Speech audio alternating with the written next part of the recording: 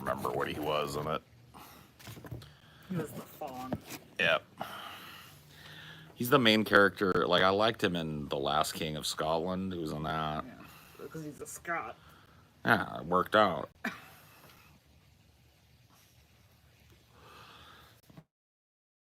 But that's a vehicle film for Forrest Whitaker. Like, James McAvoy probably could have been anybody. Yeah. Forrest Whitaker was the centerpiece of that one. He was in Wanted, because he was in that. Wanted? Yeah, with the Angelina Jolie. Oh, yeah. I mean, that's an action flick, whatever. Wasn't bad, but he just hasn't been. When that movie came out, that's when I got my crush on Angelina Jolie, seeing like the posters for that Wanted movie. Oh, I see. Yeah.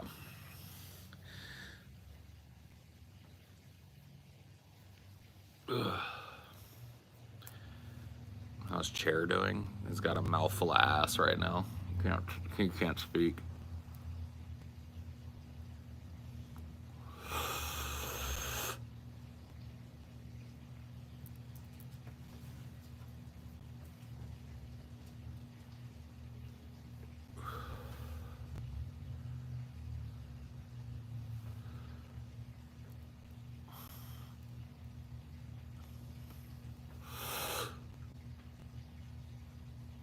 What's up, pimp?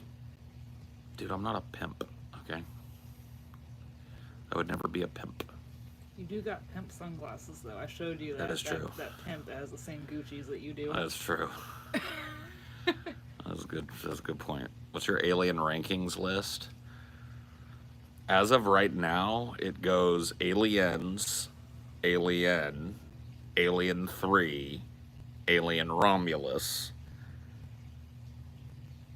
Where does 4 go? Covenant, then 4. No, not Covenant. Prometheus, then 4, then Covenant. That's my alien tier list so far right now. They managed to make a movie finally after all these years better than Alien 4. Congratulations, you did it.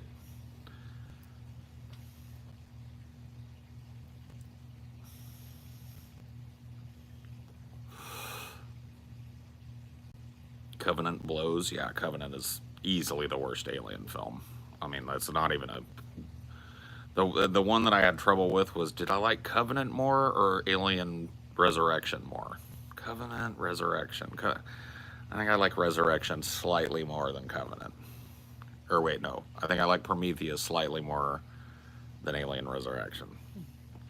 So it's the second worst. And then... yeah. So they made the 4th best Alien movie, which is disappointing, but okay. Better than being the worst. Prometheus wasn't bad, IMO. Alright, buddy. Let's just not.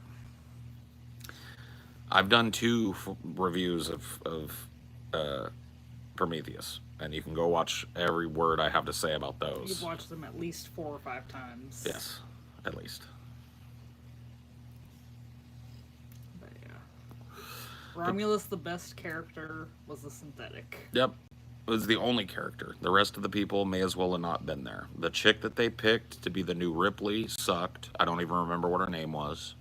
Apparently it was Rain. Rain. Oh, yeah, that one stuck with me. The autistic robot, at least he was a character that had character attributes. Everybody else in the movie was just there to be killed. Yeah, the lead character chick had no personality whatsoever. Except that she loved the robot. I guess. I mean, yeah. She was just a mechanism by which he had, a character arc. That's all. Like, she was just there to be his counterpart.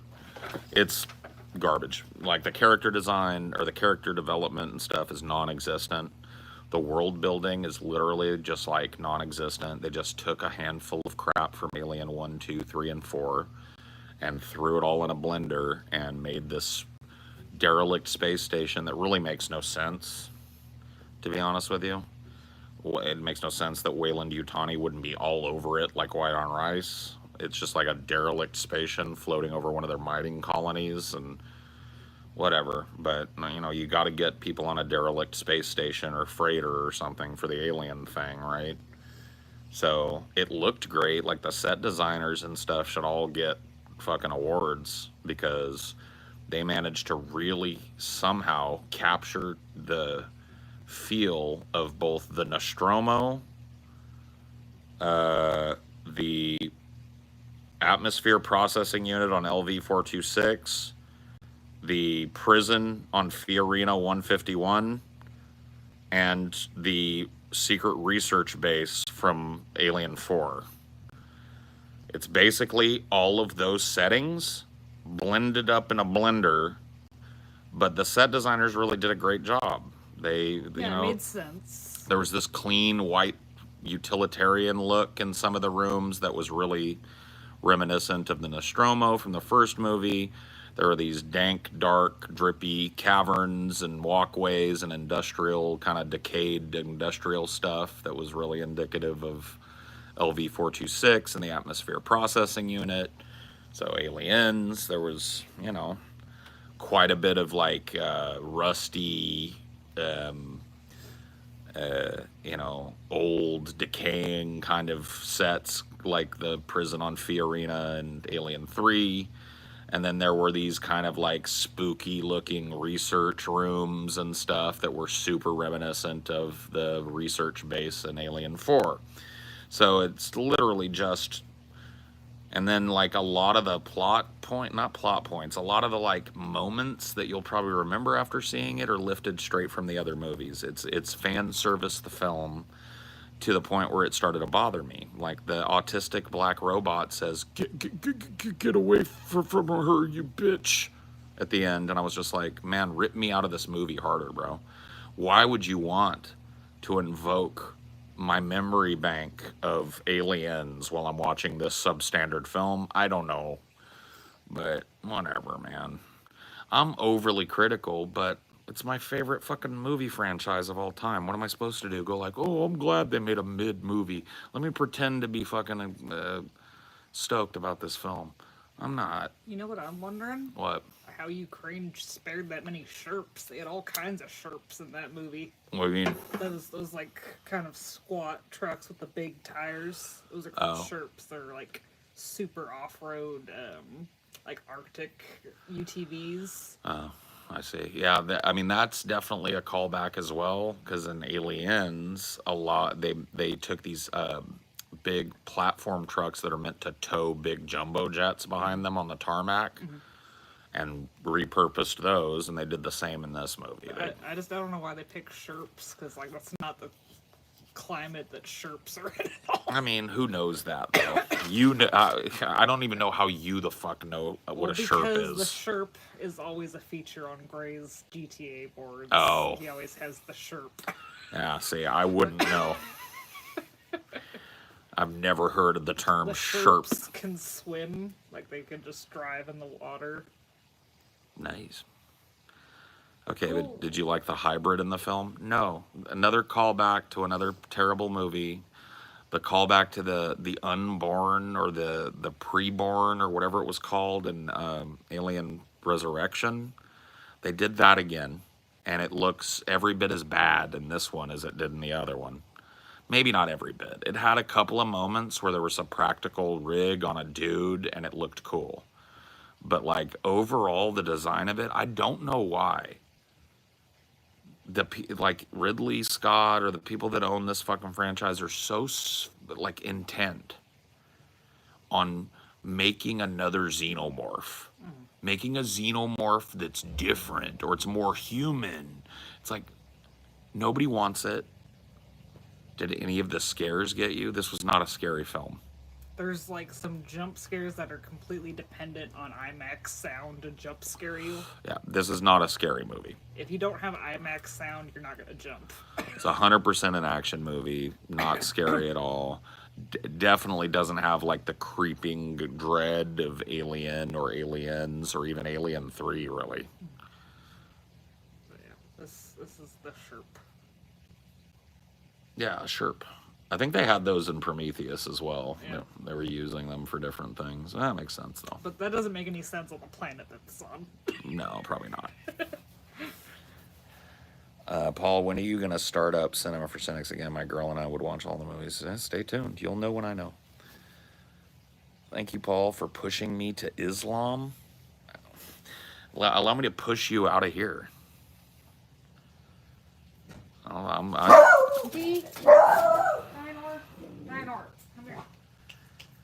I am so sound sensitive right now. I'm so mad at him right now. I really have never. That is one thing about Dynor that I wish I could change. I am so reactive to explosive, loud noises. And when he goes 0 to 60 and that fucking screech comes out of him, I literally have a second where I want to strangle him. He makes me so angry sometimes.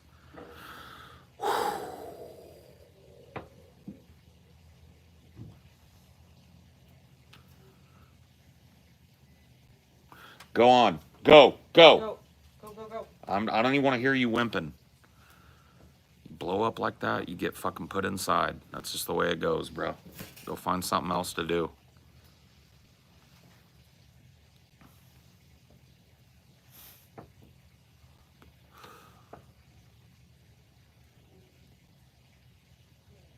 No. Wasn't a scary movie. The ending would have been better if they just had a queen.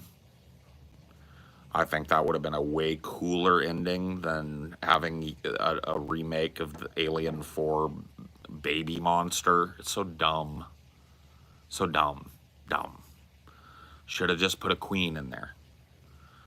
It makes sense that there would be a queen. Otherwise, where are they getting all these face huggers from? They found the body of a xenomorph.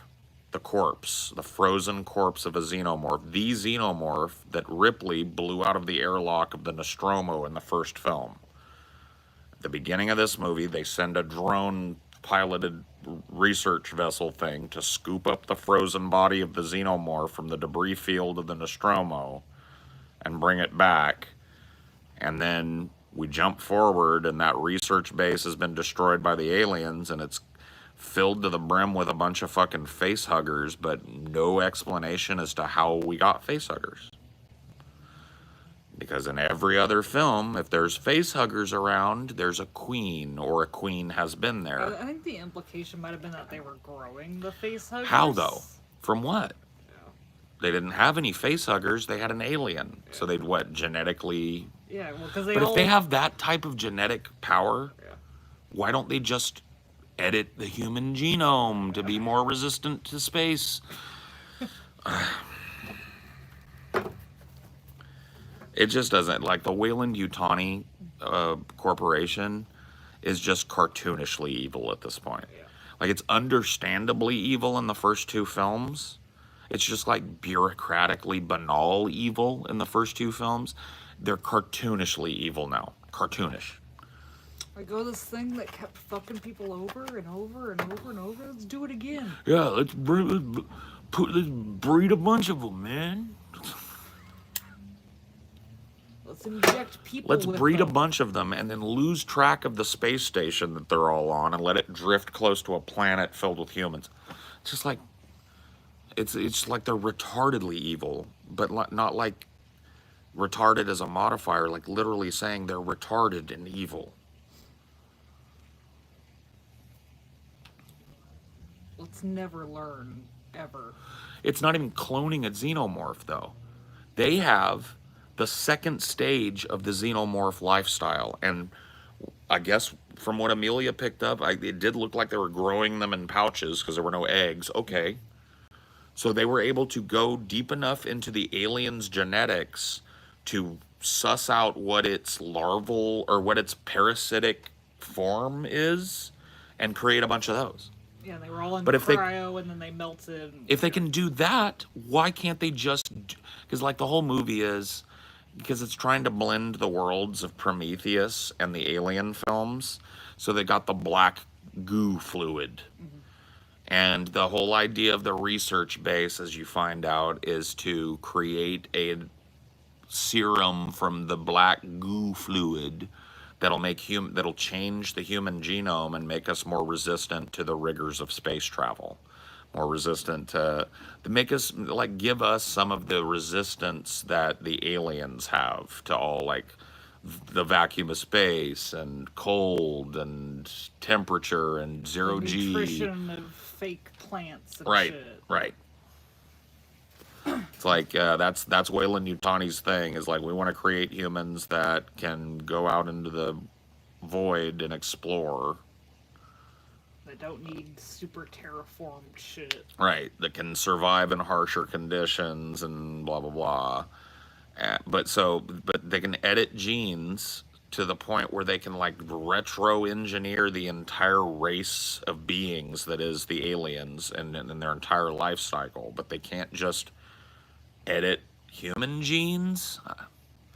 I don't know, man.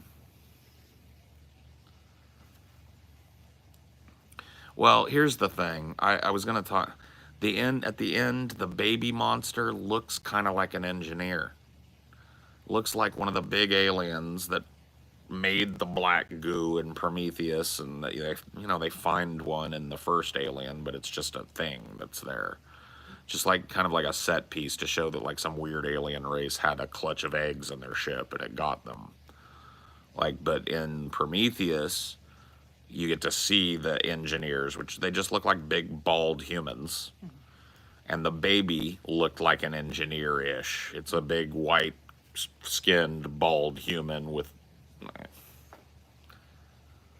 So I think they're trying to.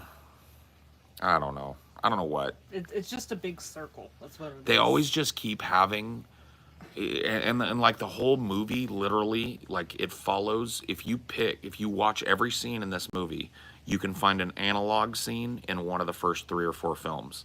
So it's like the end of the movie, she blows it out of an airlock. And then she puts her friend in cryosleep, even though he doesn't need to be in cryosleep because he's a robot. So just like Ripley, and then she climbs into cryosleep, and the ship goes off into the nothingness, and we don't know what happened to her. That's exactly how Alien ends. So it's literally just like they just did a fan service film. Let's have face huggers. Let's have aliens. For the weirdos that like Alien 4, let's put the baby thing back in there. Character development? Nah. Just make a bunch of people that can be killed. You know? Story? Nah, not really. The most egregious, though, you haven't mentioned that yet. What? The science officer. I don't know that was the most egregious thing. It was just another thing. Yeah. But it sucked. Yeah, the science officer, they took that guy, Ian McDermott, or I can't remember what his name is, the guy that played fucking Bilbo Baggins in the Lord of the Rings movies. He was also the synthetic in the first Alien movie, and they had him do the voice, but they de-aged him, and it looks way worse than de-aging from like 6 years ago.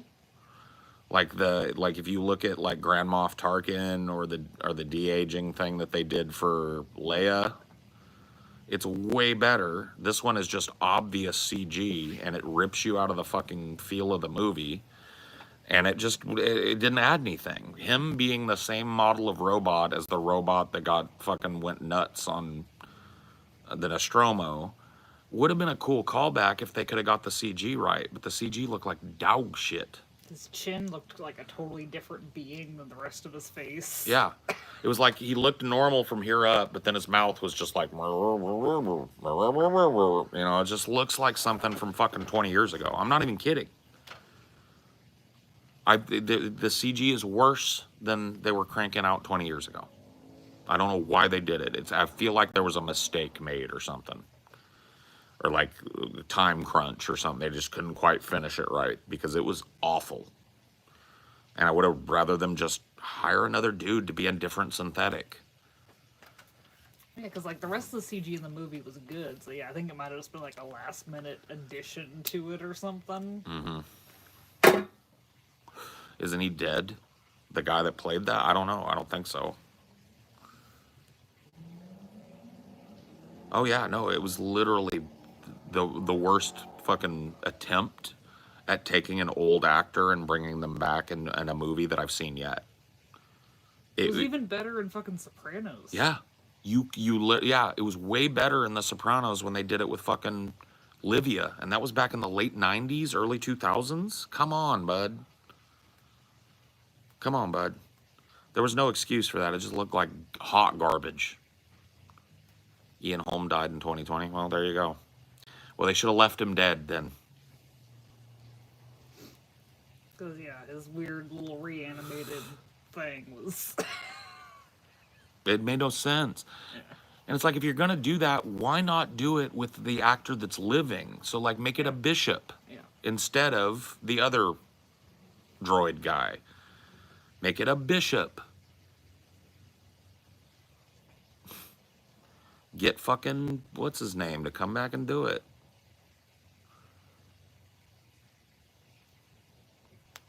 Dude, it was worse than the De Niro Irishman de-aging, though. Worse. Way worse. Dude, trust me, when you see it, you'll fucking agree. It was way worse. So his last film role was 10 years ago, so they took footage of him from, like, between 10 years ago and even further back and, like, recreated it. They took most of the footage straight from Alien. Yeah. And then just used AI to recreate his voice. It's garbage. Yeah. It's garbage. I don't know why his family signed off on that. Do they even have to? I don't know. See, here's the thing. I remember watching this thing. Oh God, what is that actor's name? Crispin Glover. He's probably most well known for being Marty McFly's dad in Back to the Future. He's a well-known weird actor. But he was talking about how in the second movie, he didn't want to come back and reprise his role. But they had taken a life cast of his face. Mm-hmm. And so they just used that to create makeup that made some other actor look like him and had him reprise the role. And Crispin was talking about, like, I immediately called my lawyer to file a lawsuit. And we looked in, and they were like, they basically own me forever. My face. I don't own the use of my face anymore because when I was on their movies, they took a life cast, and I don't own that life cast. And they can do whatever they want with it. And so I don't even. So they own all the footage that they smooshed together. Yep. I don't think Ian Holm's family was even consulted. Yeah. They posthumously credited him. Mm-hmm. Hopefully they at least got some money out of it, if nothing else. Yeah, maybe. Yeah, no, it was way worse. Dude, Tarkin was decent in Rogue One compared to this. It was awful.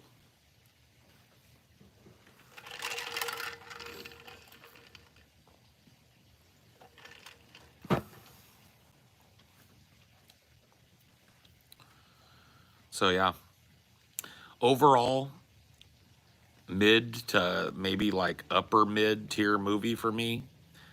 There was enough like alien goopy goodness in it to keep me interested, but not a single, dude, the characters just reminded me of, like, it just felt like they hired some of the same people from Prometheus or Covenant. Mm-hmm. They didn't.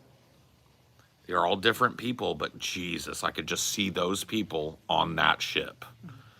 It's like, I don't know what it is about their inability to pick people that have character and ability anymore, but these people just blend together for me.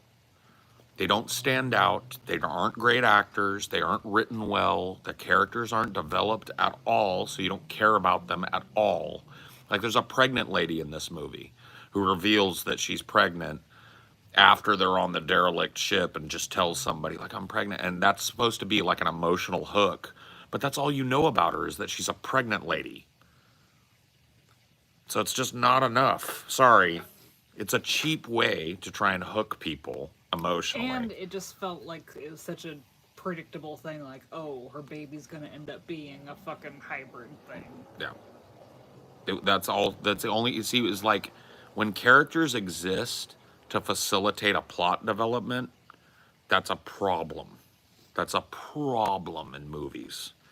The only reason that pregnant lady exists, she had two functions in the film, and neither of them was being interesting or dynamic. She had to be the heartstring tugger so that people, oh, save the baby. Let the baby see the sunlight. Let the baby, you know what I mean? And then she had to be the incubator for the end boss. That's it. That's the only reason her character was in there. There was a dude in there. He didn't do anything of note. The only reason his character existed was so they could call back somebody that was against synthetics. He was the guy that was just a meanie bobini to synthetics. He didn't like them because a synthetic made a decision that got his mom Well, killed. the thing is, they had, like, I think 3 separate characters that all had dead parents, too. Yeah. That's just a cheap way of giving people no past. Yeah. It's like, oh, my parents are dead. Mine too. All our parents are dead. We don't come from anywhere. We're nobodies. Our whole thing is we want to get off this planet. Let's do it. You know what I mean? There was nothing. No character development at all. So it was just sad, bro.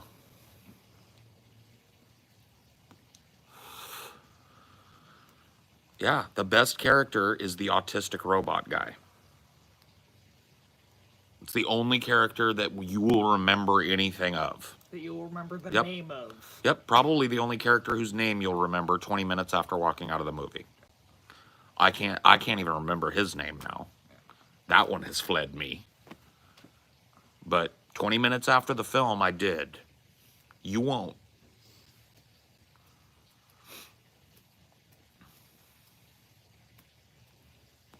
Andy. Yeah. Which is like short for android, which is so cute. So great. Such a great character. Andy the android. Wow. That makes dad jokes. Yep. His thing is, his programming and wiring is messed up, and he makes dad jokes incessantly. And that's memorable. That's a memorable character trait. Nobody else, like, let me ask you some questions, baby. What would you say was the drive of the male character that wasn't mean to the synthetic? He wanted to help the female lead character because they were buddies. They were buddies, yeah. What do you think was the drive of the pregnant lady? She wanted her baby to see sun. Okay. What was the drive of the main character? She wanted to help all her friends because they were all going, so she wanted to go too. You see what I mean? What made the guy that hated androids tick? What was his character driven? His parents got killed, and he didn't want to die like his parents in the mines. See what I mean? The most bare bones, basic shit. So there are no characters to latch onto. Nothing going on to give you any kind of drive or anything. You're just dropped into this film. Hey, we're abused by the company and we want to escape. Oh shit, there's aliens. Brrr, I'm dead. The end. Literally. And they just get away with it too. It's like, we're Yeah. gonna steal a ship, peace out. All this shit is going in low orbit over this planet that's owned by Weyland-Yutani. Nobody comes to check it out. Nobody wonders why they're gone. Nobody notices that they've stolen a fucking cargo vessel. It's just all... It's all convenience plot writing. It's save the cat. It really is. It's save the cat. Are you okay? Somebody get Henry, West Texas out of here. I hate it when people ask that. Are you weird, dumb fuck? Nuke him. I hate that shit, dude. It's so creepy. Who are you? Are you asking if I'm okay?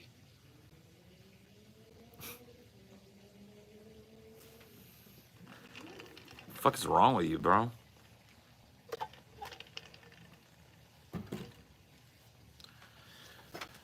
So yeah, pretty. I mean, I told Amelia before we went today. She was like, "How? Like, where are your expectations on this one?" I was like, "I'll be Upper happy mid. if I get upper mid," and I got upper mid. So I guess I'm happy. But I'm picking it apart and telling you why it was upper mid, not great, not good. Just kind of like, all right, that was cool to kill 3/4 of a bucket of popcorn, too. I guess.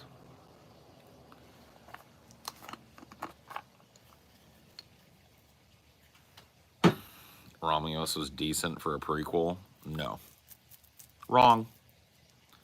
Wasn't even a prequel. It was a sequel. Yeah, they just took The the sequel. desiccated, Yeah, frozen corpse from the yeah, it was a first sequel one. film. It's not a.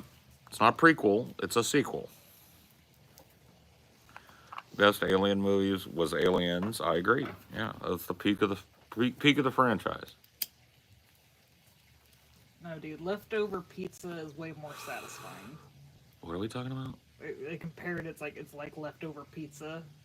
Leftover pizza Yeah, is no, more satisfying. leftover pizza is dank. This was like, fuck, I'm hungry, but it's late in this tiny little town that we're driving through. What do they got? Burger King. It's like 2 a.m. Burger King in a small town you've never been to. That's what it was like. Maybe McDonald's. You're starving? No, not McDonald's. No. No, you're starving. And all there is open in the town is a Burger King, a 2 a.m. Burger King. So you're going to get madder in your stomach, right? But you'd pretty much rather do anything else. You'd pretty much rather they chose to do anything else, but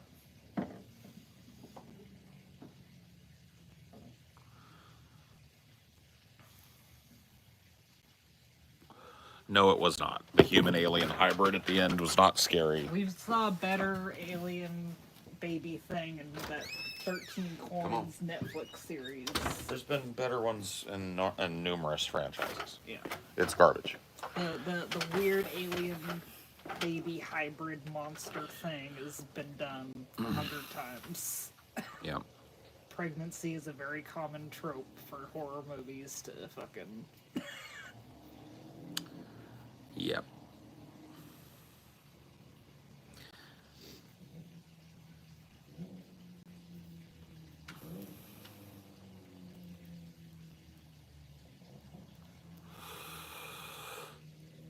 Yeah. There's no tension in this movie. Like, it just doesn't establish it. It's like, okay, aliens, when they first breach into the atmosphere processing center, they don't know what to expect. There's this super long scene where the soldiers are padding quietly through these dingy hallways, and this tracker sound is going doom, doom, doom, doom, right? Boom, boom, boom, boom, boom, boom, boom, boom, boom, boom. And all of them are sweating and quiet, frosty. And you, as a viewer, are sitting there and just like white knuckling, like, oh shit, what's gonna happen? And nothing happens. They don't get jumped by the aliens, but it's just a tense scene that just builds on itself. It builds and it builds and it builds and it culminates. There was nothing like that in this. It was literally just like, oh, we're here. Oh, we're docked. Oh, the aliens got out. Oh, shoot them. Oh, run from them. Oh, blow them up. Oh, here's some pulse rifles. Oh, shoot at them. Oh, run away. Oh, here's the elevator scene from Aliens again. Oh, you know what I mean? It was literally just, there was no tension, no buildup. They tried to recreate the tension of that automated voice in the atmosphere processing unit in Alien 2 that was like, you now have 10 minutes to reach minimum safe distance. But they didn't even get that right. Like, the voice was lame.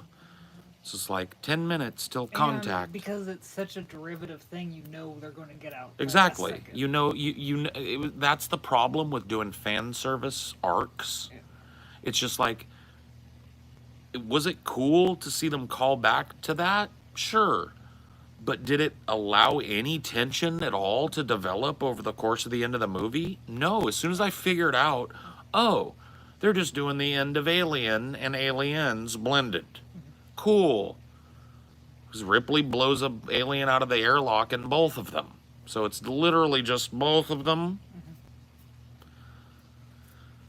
And when you know what's going to happen, or you know what the arc is going to be, it rips you out of the film. It doesn't let any fucking suspense build up or tension. I mean, I would say this movie's way better in its first half than its second half. Like, at least it felt like they were trying to establish some tension and stuff, but it just doesn't hold. Once the facehuggers came out, Yep. it was all derivative and Yep. predictable from there. So you get a little bit of tension maybe in the first 20 minutes of the film. It feels like they're cooking up a good movie, and then it just all, it's predictable as fuck.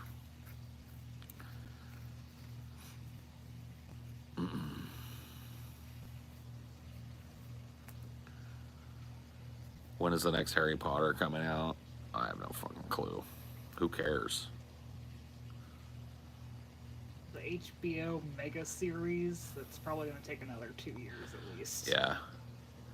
I'm just going to have to talk at you guys tonight, because the fact that I'm sitting here talking in depth about a movie, and it's not like there's only 2 people bored in here watching. There are 130 something people the last time I looked at the screen. And not a single one when I looked, there were paragraphs typed. Not a single one when I looked was talking about the film that I'm talking about.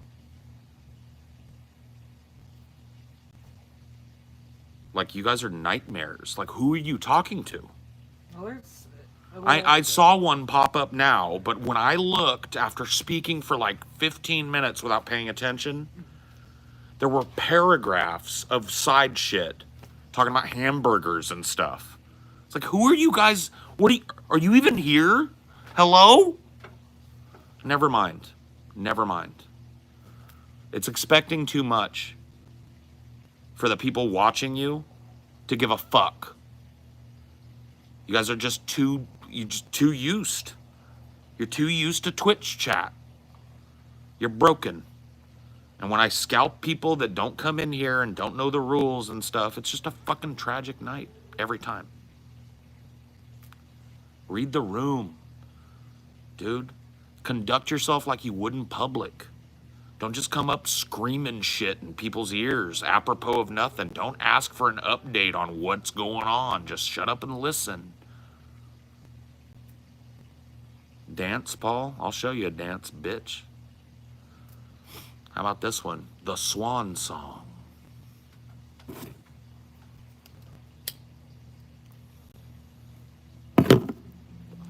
That's messed up to say, man. What would you say about it?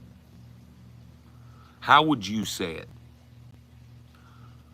You got 130 people in here just like intently watching what you're talking about, but the chat is literally talking about hamburgers and French fries, and it's like, why didn't you just scroll by?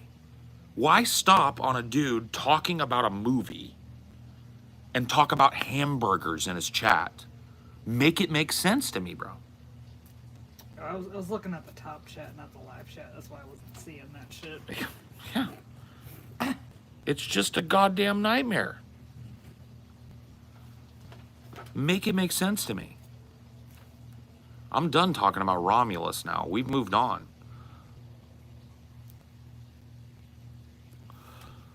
I was hoping to glance at the chat and pick up on something that could be commented on. Just like, what? That's the thing, though. It'd be one thing if there were only 2 people in here. You know what I mean? And people were just obviously not engaged. It's 134. You know how many people would kill for 134 live viewers? But I'm sitting here talking to 134 people and nobody's listening. People are literally just in the chat talking about fucking hamburgers and French fries and shit.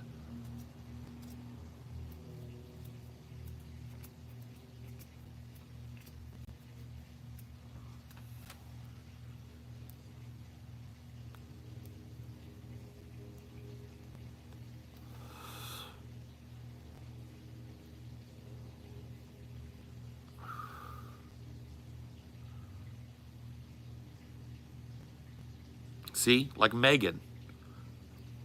Like, imagine this. Imagine Megan, that comment right there, right? In a real world context.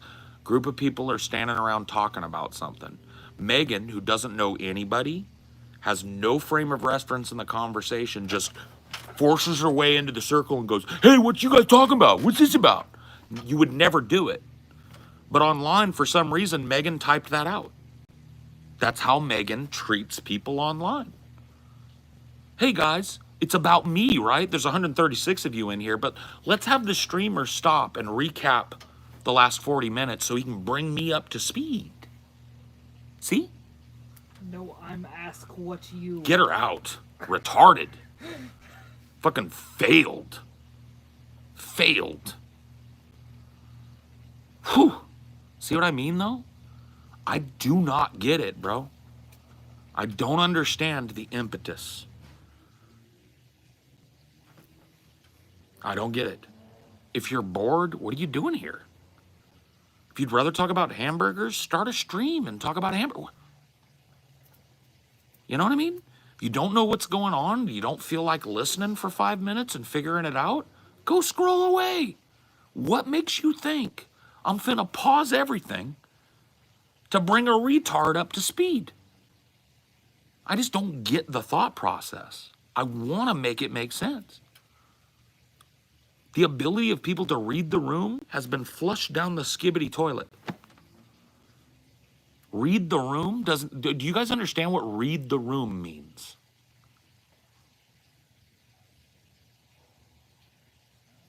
This guy's English is just too broken. It's gonna piss you off. Good.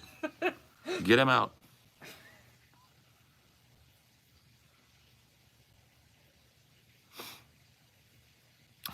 How they cut the power, man? They're fucking animals, man. What do you mean they cut the power? Nothing like that in this. Hudson, Hicks, Apone. What was the chick's name? Rain. No. I'm talking about actual characters I remember the names of from Alien and Aliens. Oh. Vasquez. Yep. Vasquez. Synthetic was Bishop. The evil fucking corporation guy was Burke. Why do I remember all those names from a fucking movie, but I can't tell you one goddamn name? Yeah, Drake. Drake was Vasquez's friend.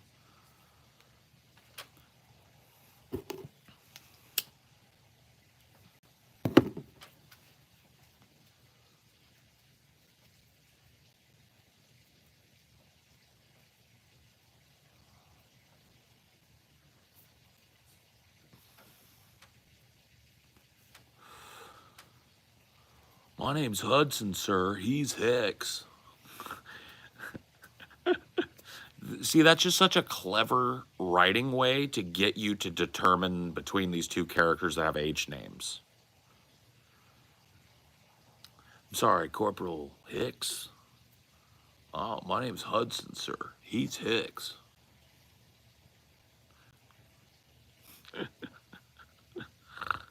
Yeah, rip Bill Paxton. Dude died way too young, too. Had like a brain bubble or something. Totally healthy and then just had like a stroke. Died. Crazy. What we talking about? Get him out. I just arrived and I have no idea who you are. What's going on? What are you doing? You want to stop and explain everything to me? Self-awareness level 0. Socialization level 0. Skibbity toilet level over 9,000. Who's your favorite synthetic? Bishop.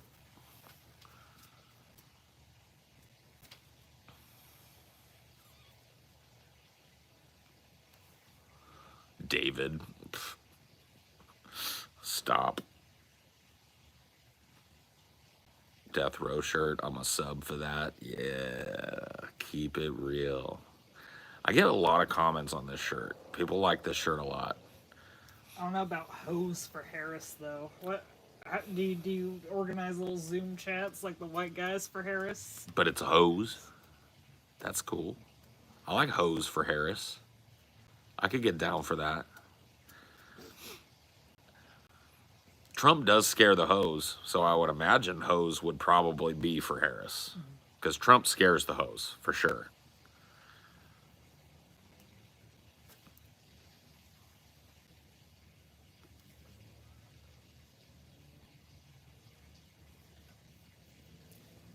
But yeah, I think they just saw the last two Alien movies didn't do well, so they just decided let's amalgamate the last ones that did well.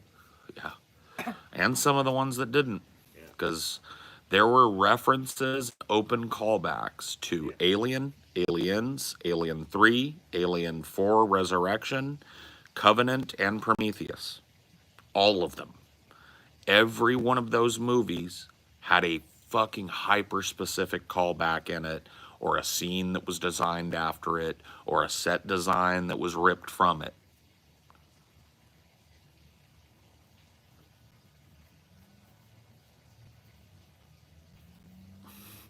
Alien member berries. Yeah.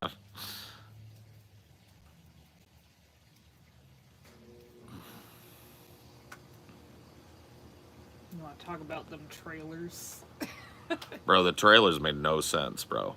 And it just shows you how bleak the landscape is. All the trailers, there was one original film coming out that wasn't a sequel, and it was literally the most derivative horror film you've ever seen. Tropey McTroperson. Yep. Family meets another family. Other family invites them to a remote cabin that they own out in the middle of fucking nowhere in the woods. And the family that invited them out there isn't as nice as they thought they would be. They might be evil. Shh. And every other trailer was a sequel or a prequel or a reboot. It was Smile 2. Smile 2, Joker 2, Folie à Deux, Captain America, whatever. Captain American, what the fuck ever, Craven, another fucking Marvel side project, which I'm not even calling that an original film because nothing that comes out of Marvel Studios is an original film now. It's just going to be chock full of other characters from their movies to sell it. And CGI Lion King prequel. Yeah, CGI Lion King prequel, Mufasa. Yeah, they're trying to bait people into going to see that Craven movie with a with a split-second shot of Red Hulk at the end of it. Ooh, everybody's fucking just chomping at the bit for Red Hulk. It's like, come on, bro. And it's like, look at how bloody it is. It's a bloody movie. Get it out. Why? By the way, why would they show a Lion King 2 trailer in front of Romulus? You got me. I'm looking forward to Smile 2. Yeah, me too. I'm looking forward to Smile 3. And you know what? I'll be honest with you. I think Smile really going to take off with Smile 8. I don't think it's going to wear thin. The people smile creepily at you. I don't think that's going to wear thin. I think Smile 8, when they reboot it, when they reboot the prequel, Smile 8, that's going to be the hot one, bro. Oh yeah, we forgot the fucking Beetlejuice ad trailer. Oh yeah. CarMax ad. A CarMax Beetlejuice. Oh my god, I just want to kill it. I just want to fucking kill it with fire. I don't even want to see a Beetlejuice movie. It's another fucking callback to a better film that they're gonna shit all over and make it all millennial and but then gay. They made it a CarMax commercial Yeah, on top of it. Yeah. My first taste of it is a CarMax commercial. I'm not going. Smile 8. Frown. Oh, what you mean mugging me? You know what I mean? It's just like 8 smile. Yeah. I sit back with this grin on my face, and my mom, she's grinning. Everyone grins, and she grins, and they grin. It's like you guys have just been butt fucked. Dude, my childhood was filled with so many brand new fucking franchises, all of them great, explosive things that you're still talking about now. You guys got nothing new. You got Star Wars rehash, you got Star Trek rehash, you got fucking Alien rehash, you got Mufasa 2, Electric Boogaloo coming out, Smile 8 is about to come out. It's just like, ugh. Yeah, Gladiator 2. It's just like Venom, Venom whatever. 99. Maybe this one will be watchable. Just like you guys literally got nothing new coming out of Hollywood. Every once in a blue moon, you guys get a fucking movie like Monkey Man, where it's not based on anything. It's not a remake of a film. It's a literal, like, original story with a great script, great cinematography. You guys get one of those maybe once every 2-3 years. The rest of it is just like, ooh, they're doing a reboot of an 80s movie. Ooh, oh, this 90s franchise that they've rebooted 3 times, they're gonna do a 4th reboot. Ooh, Garfield 3 is about to come out, y'all. You guys gonna get the tickets to the release night of Garfield 3? I heard they're gonna make Inside Out 4. This time, ennui is an emotion. And you guys are just like, Marvel's just like, what other kind of bottom of the barrel character that nobody gave two shit? Because, like, let me tell you guys, I grew up during the golden age of Marvel comic books. I owned the original fucking Infinity War and Infinity Gauntlet series that inspired everything that you love. Do you know how many other kids, of which there were many that were into comic books, ever even mentioned the character Kraven? Oh, wait. I want to see some guesses. How many people, how many times in my childhood do you think a human being in a comic book shop or otherwise ever one time mentioned Kraven? 0. You know why? Because Kraven sucks.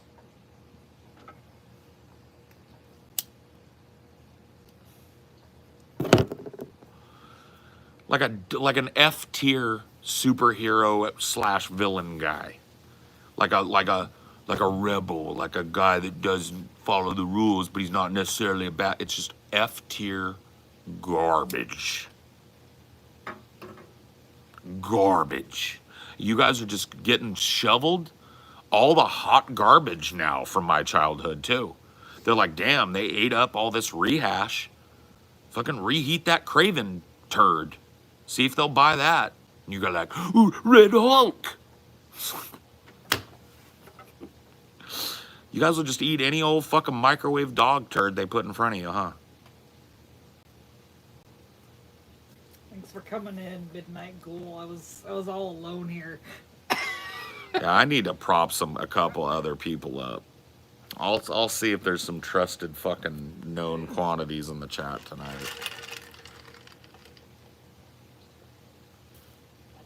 Yeah, dude. Jumanji 3. Hook 2. I'm really looking forward to fucking Smile 14, though. That one's got a little stale from like 3 to 10. And then 12 was unwatchable. But 13 was okay, and I think 14 might be watchable, dude. It's gonna be you at 50. Jurassic Galaxy, bro. The dinosaurs escaped into space. I think that one's gonna be pretty good, dude.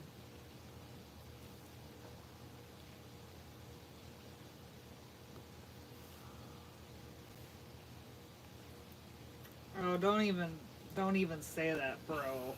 Not CGI Robin Williams and Hook 2. No. No. De-age CG Robin Williams. Hook 2. Jurassic Milky Way. Jurassic Galaxy.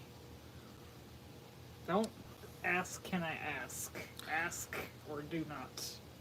Yeah, There's and no and the answer is no. You can't ask a question about Amelia. She's not interested in getting to know you.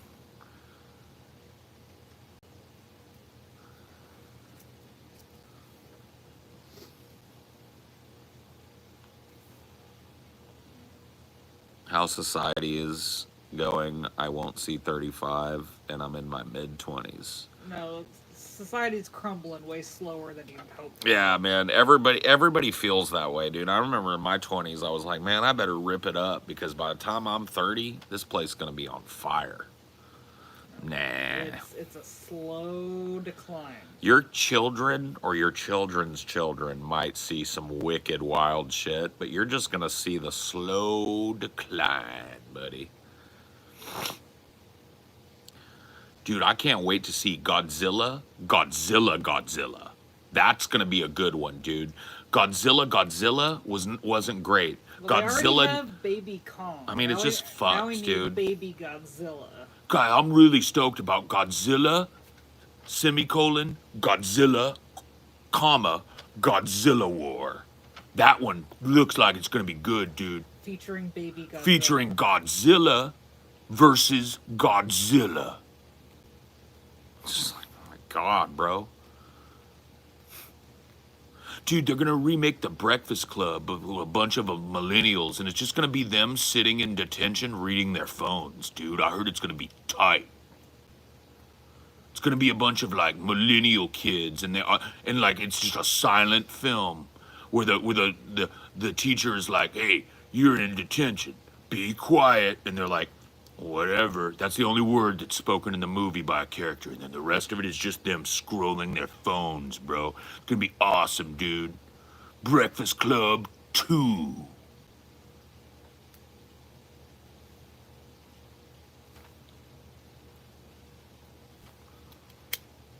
Yeah, they all have the curly zoomer fucking broccoli top. I noticed that there's a new trend in footwear when we're at the mall. They're all slippered up now. Slides is what they call them. No, but they were like slippers. Slippers? Like not slides, slippers. It's a throwback to when I was in high school. Oh. With slippers. Okay. Slippers are back. Good.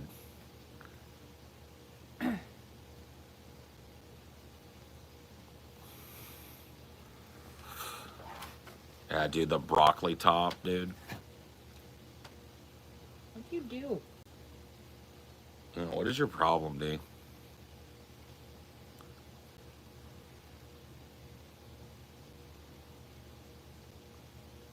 Man, you got no riz. The Green Mile 3. I'm tired. Bro, when are you guys gonna fucking stop, dude? When are you gonna stop shoveling your money in the face of a fucking goddamn zero effort prequel, bro? When are you gonna do it? Because they're gonna keep making them as long as you idiots keep showing up and eating the slop. I mean, we did it too. What? We saw a sequel. We saw Alien Romulus. Okay. They're just gonna keep shoveling the slop. You ain't never gonna get nothing new or creative until you stop paying them for the slop. John, you're just gonna have to wait until this is a replay to watch the whole opinion on Alien Romulus. It already happened. Yeah, let me just hold on. No, you're right. Let me just rewind 58 minutes worth of talking because John's here. Yes, it's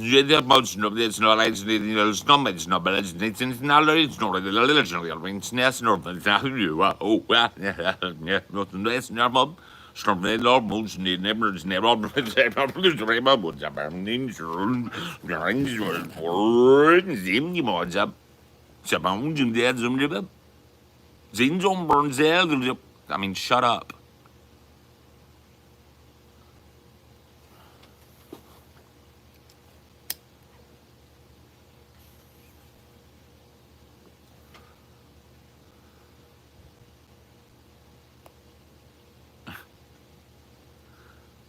Too many fucking dummies, dude. No, this time the movie theater was uncomfortably full. They're coming back around us at the very least. They're not dying yet. Yeah. Alright, I saw a known quantity in here. person I've seen a million years. So here you go, bud. You can now kill people. Congrats. You're a killer. You're a Gat Man. What's your favorite Predator movie? You remember that really old one called Predator? You remember that one? That super duper old one that was just called Predator? You remember that one? Somehow that's my favorite. I want like the fucking Prey was It was a bag of ice. It was a huge sack of ice.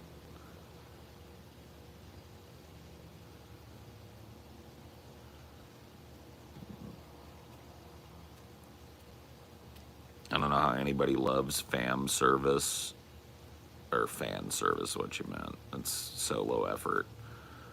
That's because people don't have media literacy anymore. So it's just like they don't have any good movies to compare it to.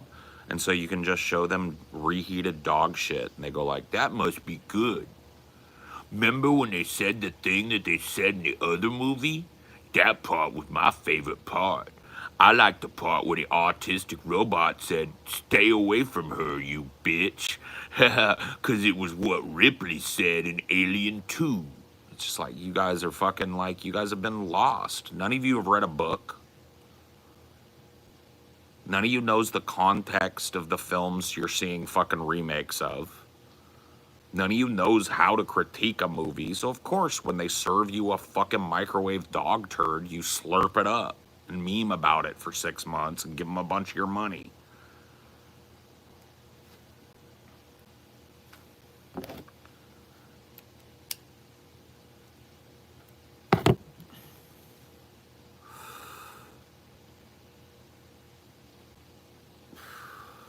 Well, it's not that references are lost. They just think that references equal good. Right. References are super simple ways to get illiterate people engaged. Oh, they said the same thing they said in the other movie. Oh, they'd use the same gun they used in the other movie. It's just a way to get somebody that's a dum-dum with a 4th grade reading comprehension level to enjoy a reheated dog turd piece of fucking garbage movie. And as the populace continues generation to generation to get dumber and dumber and more manipulable and more willing to just accept garbo, you're going to get more garbo. Those of you that did take time and pick up a book or two are really going to be bored. I'm gonna start the very slow reheating of that lasagna. It's probably gonna take an hour and a half. Do it up. You might have lasagna by the time you wrap up, and you can stand the Yep. chat long enough.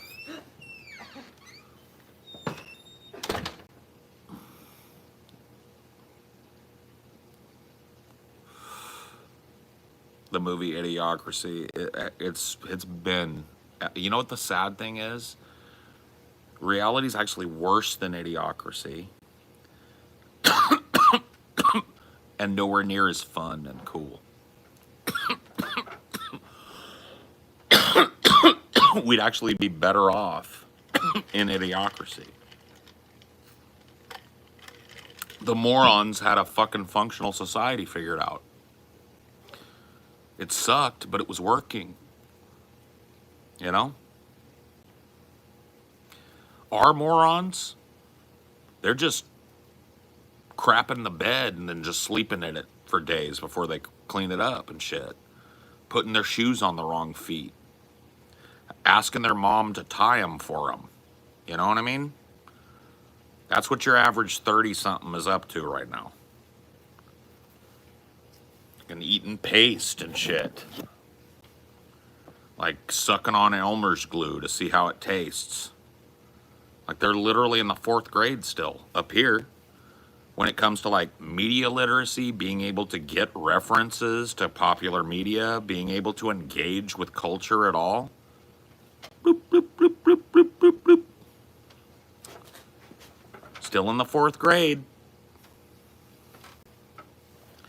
And that's not just my opinion either. A lot of people would go like, yeah, whatever, you put no. That's actually the Department of Education statistics. We are graduating people with an average 4th grade media literacy and comprehension. Retarded people that can't talk about art, movie, music,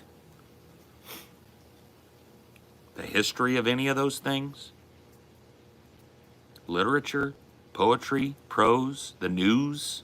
They can't comprehend it. They have to have someone tell them what's going on. That's why people like me are so popular right now. Because I read books, I read the news, and then I tell you stuff in a way that makes it so you don't have to do it. I'm not saying all of you are watching me for that reason, and I'm not saying that like I'm the perfect example of this, but people like me, people that talk politics, people that talk movies, people that talk music, the reason why people just discussing things like that is so popular right now is because most of you motherfuckers never learned to read. You wouldn't need me to tell you about Alien Romulus if you had the ability to watch the movie in the context of the history that's behind it and make your own commentary on it. You see? You wouldn't need me to tell you what's going on with Kamala Harris's speech if you had the historical perspective, the political wherewithal, the civic knowledge, and the media literacy to contextualize it yourself. And so, more and more, your generation of people seeks out people like me who've done the reading for you. And then you sally forth with whatever shitty opinion I gave you, whatever biased fucking read I gave you, you run out into the world with it. You defend it like you know it, even though you were just told it. Can't talk about music, can't talk about movies, can't appreciate art because you can't contextualize art. Just literally just like listening to the same kind of shit every day, watching the same reheated dog shit films every day, buried up to your neck in garbage, time-wasting social media shit all day. And then when you feel like, man, I want to know about things, you find a guy like me that reads the newspaper.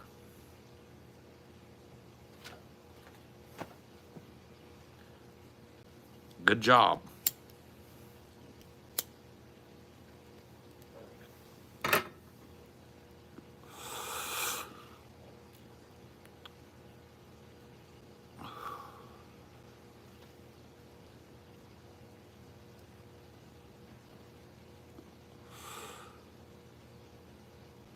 Anybody ever told you look like Whoopi Goldberg? Yeah. One time this dude, Tyler Maxwell, told me that in a stream. And then I banned his fucking ass so quick that his head spinned. You know what I mean? It went... Did the whole fucking Beetlejuice thing. It was crazy, bro. Crazy.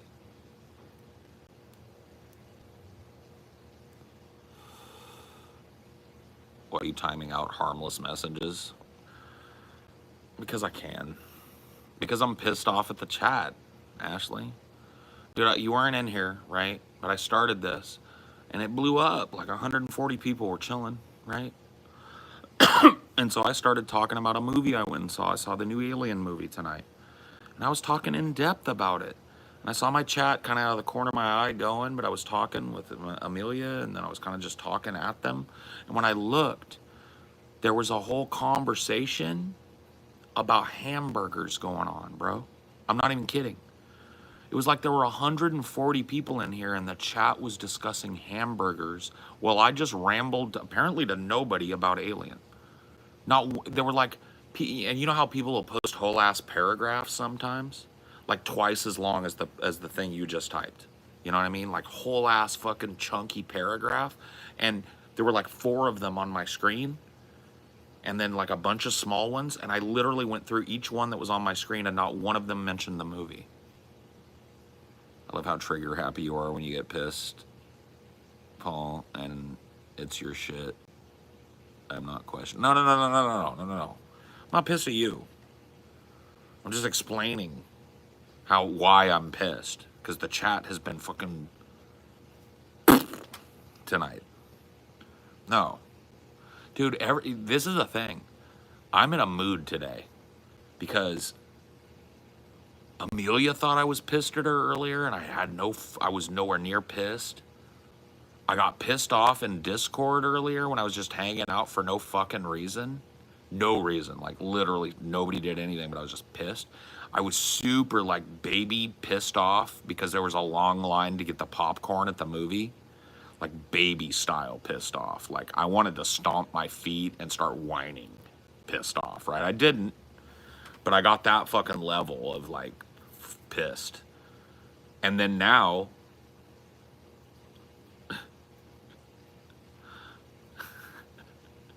And then now, Ashley thinks I'm pissed. It's fucking, I'm not. I mean, I'm pissed at chat. I am pissed at chat. Chat has been disappointing tonight. But what are you going to do?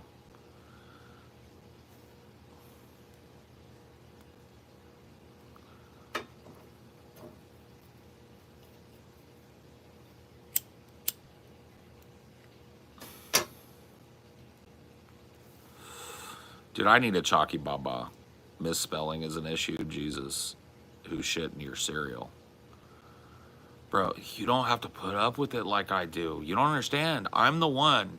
And I don't mind like a misspelling here and there. But if you're using the wrong there, if your whole thing is something I've got to fucking decode because you didn't spell anything right, you gotta fucking go. Midnight Ghoul is just a sniper. He's a sniper. Okay, the ghoul is out there taking things out of my eyeballs that even might piss me off. And he knows. He knows all my proclivities. And look, it's not like I'm killing, it's not like he's out here nuking somebody that's like been a long time fan. Dude, half of the people in here have never even heard of me. These fucking chats here, these fucking vertical streams and shit, it's 99.9% people that have never fucking seen me and will never see me again. And I'm trying to train them before they go back out into the world, Like, not everywhere is Twitch chat. Sometimes people are trying to talk, But that's just the way it is. But you know me, I've always had a diverse roster of shooters. And Midnight Ghoul is my psycho. He enjoys killing. He likes to pop them. Once he pops, the fun stops. You know what I mean? I love the ghoul. I keep him heavy-handed.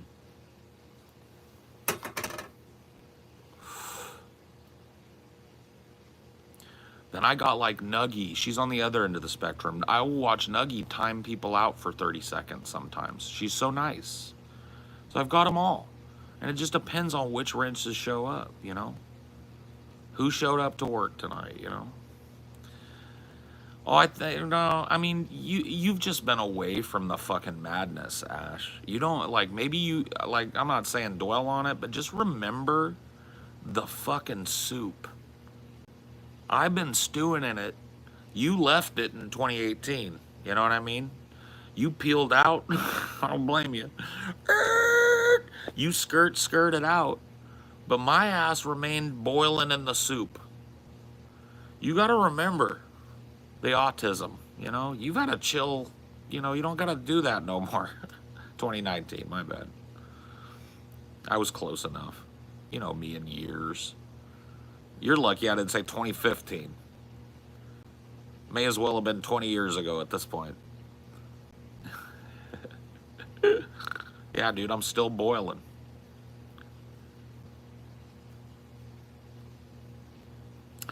Yeah, you got a whole different, Well, you got a whole different life now.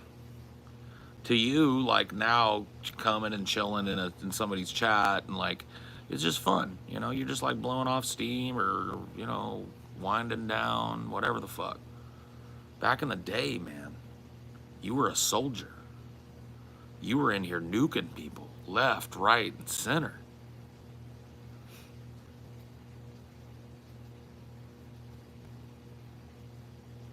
Where do I work? Right here.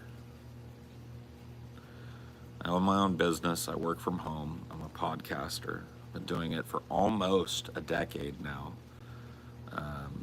with no other like side business or nothing, just like as my job, which is really cool, really neat. A lot of people want to do that, and a very few people actually get to do it. There's a lot of people that have podcasts, not a lot of people that make two nickels to rub together doing it, let alone finance their whole life with it.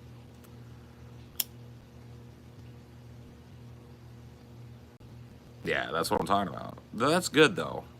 That was one thing with you is like you always were like a person that needed to be working. I think it's like the times where you weren't, you were not fucking happy.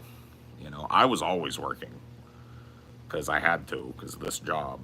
But yeah, once you landed at Starbucks or landed at fucking Jamba Juice in Washington and stuff, it was clear to me that you like genuinely enjoyed aspects of that and needed to have that fucking part of your life be regimented.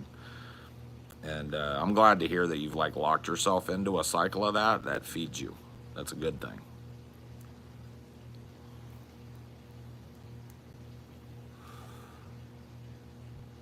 I understand that. I understand. We lived a crazy fucking life. We yeah, traveled and fucking, we lived in 8 different fucking places. It was nuts, I understand. What did you think of the ending of God Emperor of Dune? It left an odd taste in my mouth. I think I would have liked to hear more of Leto's philosophy. Well, I like the ending.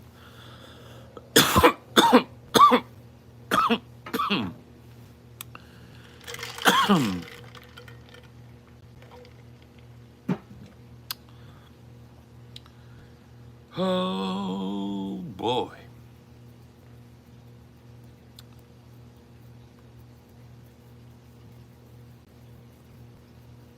Door dashing, cool.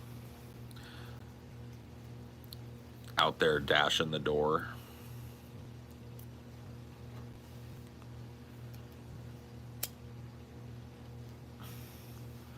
Dashing the door, smashing the floor, crashing the.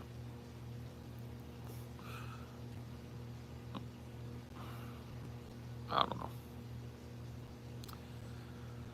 I guess the nature of it just kind of caught me off guard, and I didn't think Leto would go like he did. Yeah. Kind of makes sense, though, and he had foreseen it that way.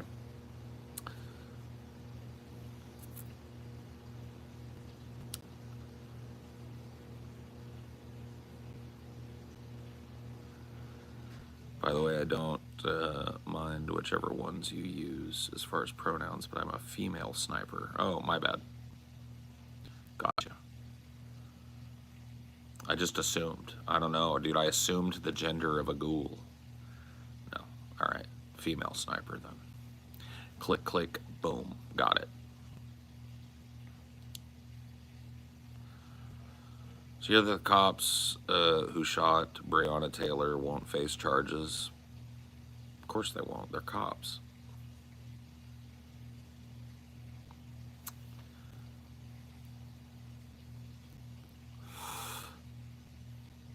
Which one is the crazy one? See, I had no idea. Midnight Ghoul is a yandere. Is that the one that's nuts? That'll stab you?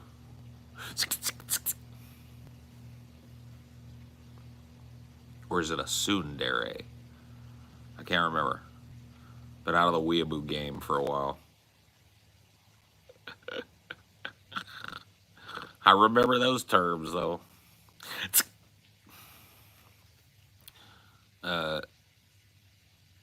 Yo, how do you do short streams? Bro, I'm not gonna give you a whole ass fucking tutorial right now, bro. Are you kidding me? Number one, I'm too stoned and I would lead you astray. Number two, what's in it for me? You ask me to be your trainer for free? Nah, bro, nah, bro. Come on, bro. Be humble. I can't do that. I can't do that. Sorry, I'm just not a humble person.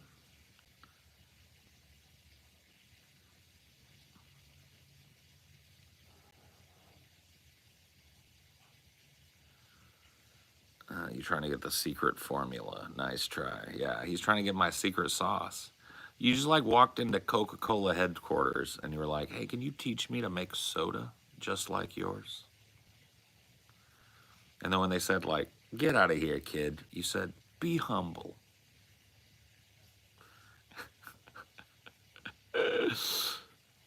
Be humble.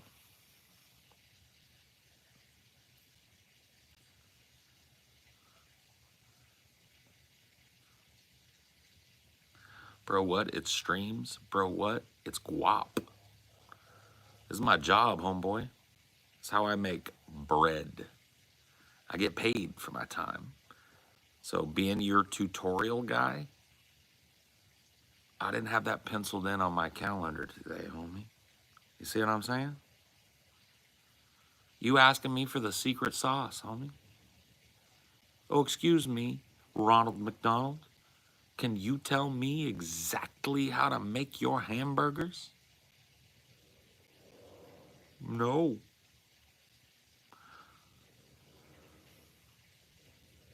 Shame you didn't like it.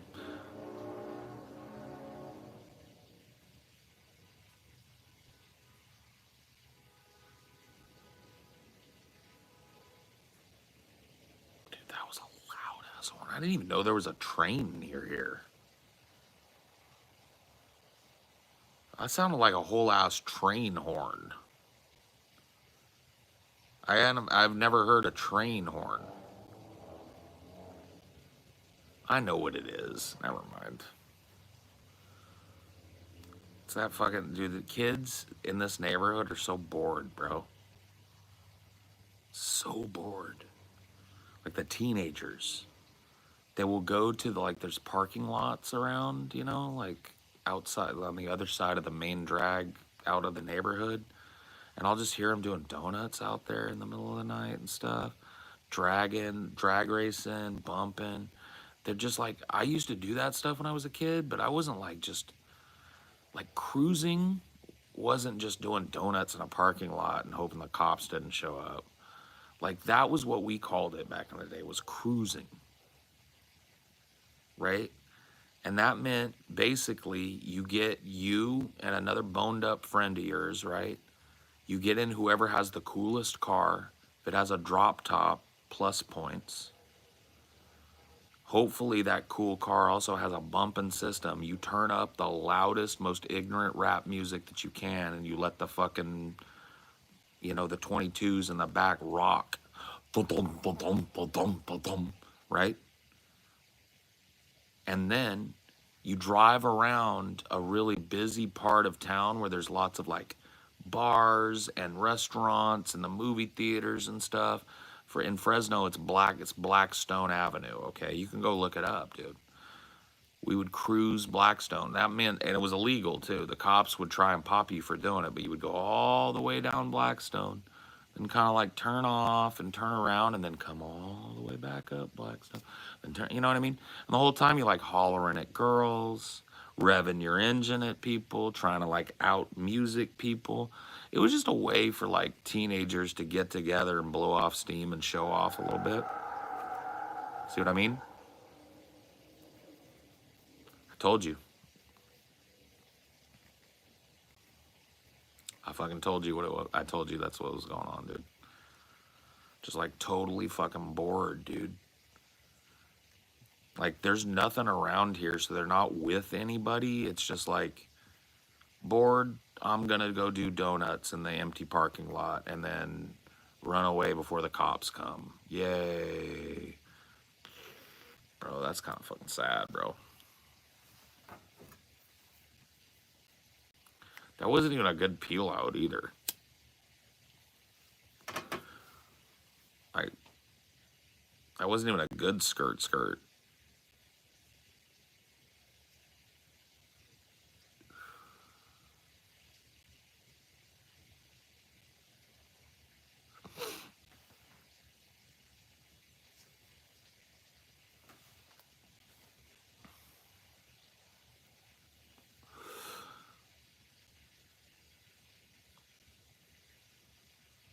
Yeah, dude, that wouldn't even all that good. And it sounded like a non-aspirated V6 too, the way it was rumbling low like that. And it didn't cycle very high, so I can't imagine that was a V8. So somebody's got like a V6 and they can get a little scratch off the back wheels and they think it's hot. They think that's a fast car. Meanwhile, in my garage, plugged into the fucking wall, is a car that would leave them in the dust, bro. In the dust. I wouldn't even have to throw it in sport. I would blow doors on those motherfucker with my electric, bro.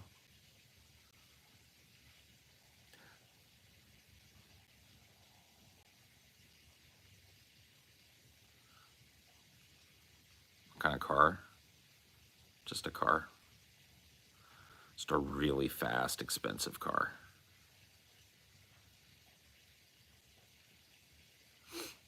And all, yeah, you know what mine sounds like when it's doing it too? It sounds like.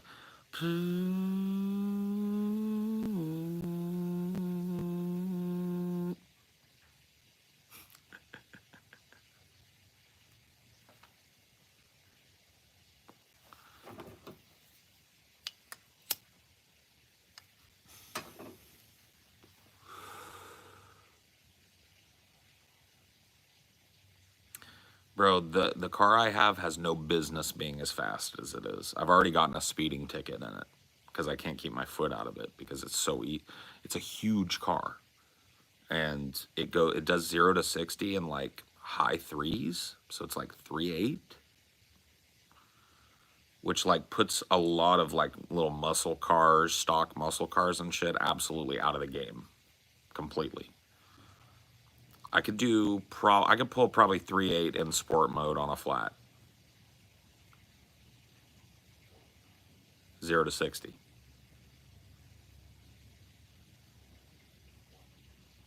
100% electric, dual motor, all-wheel drive, 4,000-pound SUV that does 0 to 60 in 3.8, maybe 4.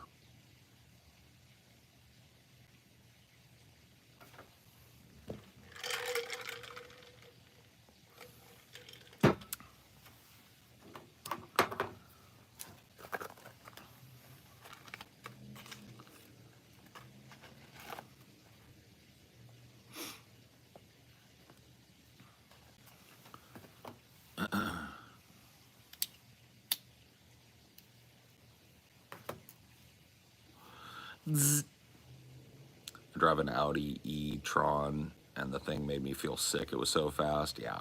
I don't put my thing in sports mode. I just do it to show off to people, and then I immediately turn it off. I'm just like, boop. I let them feel the, you know what I mean? And they go, whoa! And then I just slow down and hit, boop, put it back in fucking normal mode. That's it. That's all that button does.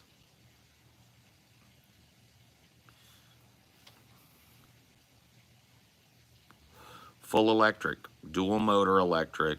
They call it E-Force, all-wheel drive.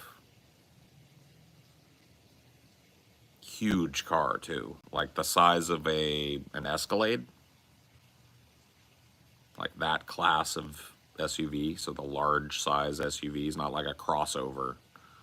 It's a big boy and it's a fast boy.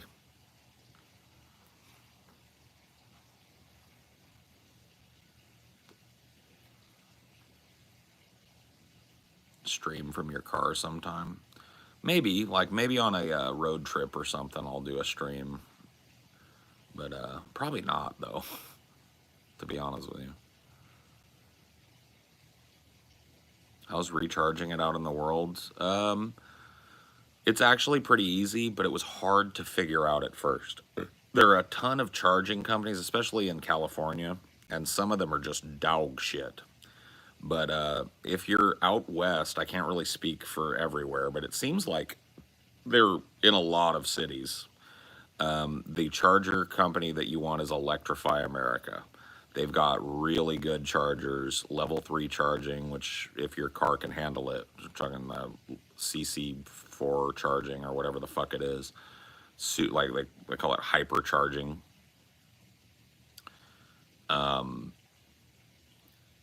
cheap as fuck, easy, and almost never full. Like when we were in the Bay Area, we pulled up to one in a Walmart and all the slots were taken. But, you know, we'd been driving forever, so I just chilled.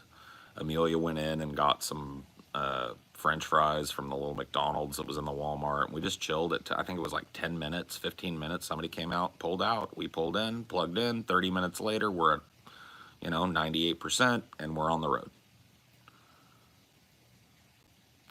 I can use a Tesla charger with an adapter, but it's like level 1 or level 2 charging. It's going to be slower than a CC3 or CCS3 or whatever they call it, a hypercharger or whatever. So Electrify America, you've seen them probably. They're green. They have the big white towers with the green hole in it. You know what I mean? They're easy to find, easy to spot. Usually there's 2 or 3 spots for fast charging open. A lot of times when we were driving, there was nobody there. We just plug in. We're the only people there. It goes up. You sit. And the cool thing about it is you're not really like slowing down your charge by sitting in the car. So you can like sit in the car if it's hot, keep the AC all nice and cold, bump your fucking system, and just watch the charger. 30 minutes, maybe 40 minutes if you're going from like 10% and trying to get to full. 45 minutes maybe. You're back on the road. Another 300 miles or so before you got to start looking.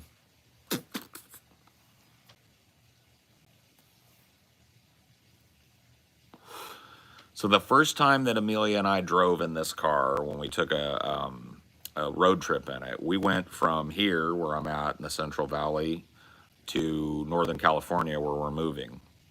And it's about a 8-hour drive, 9-hour drive. It's totally high. So we had to go through the Bay Area and shit.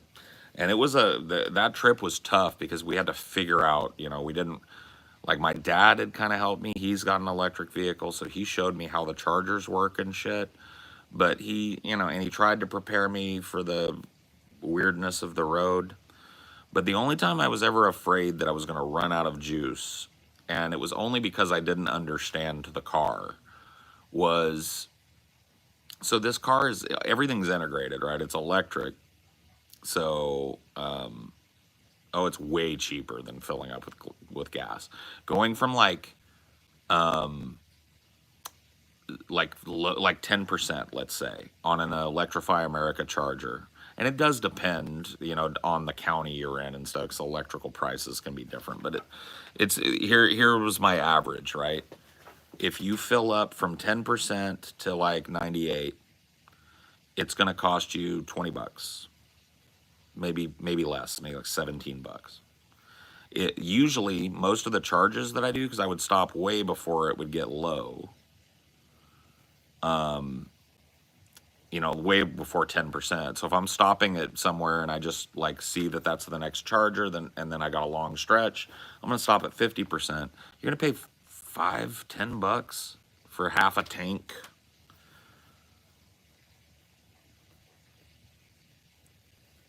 So my boyfriend has a Tesla and it maps. Yeah. This one does that. I was trying to talk about that, like it's all integrated.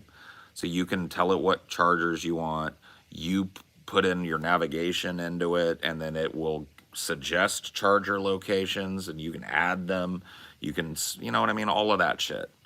But here's when I got scared. We were up in the mountains. We had mapped it out. We knew our charge. It was like the last leg of our journey. So we had filled up. Then we had all this like kind of windy mountain driving to do, and then our final destination, right?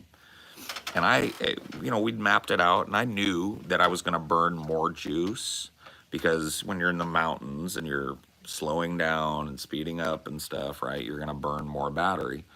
And I accounted for that, and I knew I had enough, way more than enough. But once I got up into the mountains, I forgot. I had to figure this out on the fly because I was spooked. The car is connected to the internet. And when we got up in the mountains where we were out of cell range and shit, the 5G on the car died. And so it threw up a warning, like, warning, you may not have enough battery to get to your next destination. And I was like, what? Because there was nothing between there and there, right? I was like, oh no. And so I canceled it, and I'm looking at the battery, and it looks fine. It's not draining faster than I expected it, but hey, and then boop, it pops up again. Warning. I didn't know that the reason it was warning me was because it was trying to be like proactive because it couldn't tell where I was anymore. Like it had lost its connection to the Google Maps thing, and it couldn't tell where I was or if I was on the same road, or, you know what I mean? Once I figured out how to turn off those alerts, I arrived where I got at like 25% still. It was like it was more than I thought I was gonna have. So that was the spooky part, but we had planned it out carefully. So now I know the route. Now I know all, and the cool thing about it is we've saved the route. We've got to go back there because I'm moving there. And it's like when I go back on that long ass trip, when I've got all, you know, my dog, my cat, wife, everybody in the thing, all my shit that I want to take with me, that I'm not shipping up, you know, I can just use that route again. I know exactly where every charger I hit was at. So it's just like repeat the same thing, but now with the knowledge of how to do it right, you know.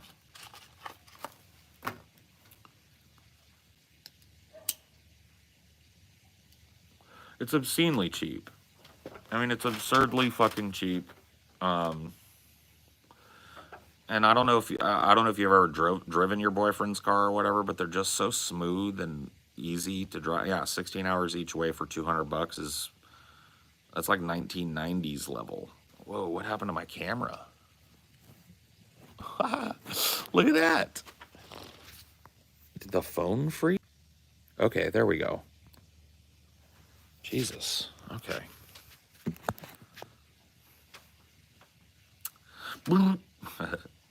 Camera just froze for a second.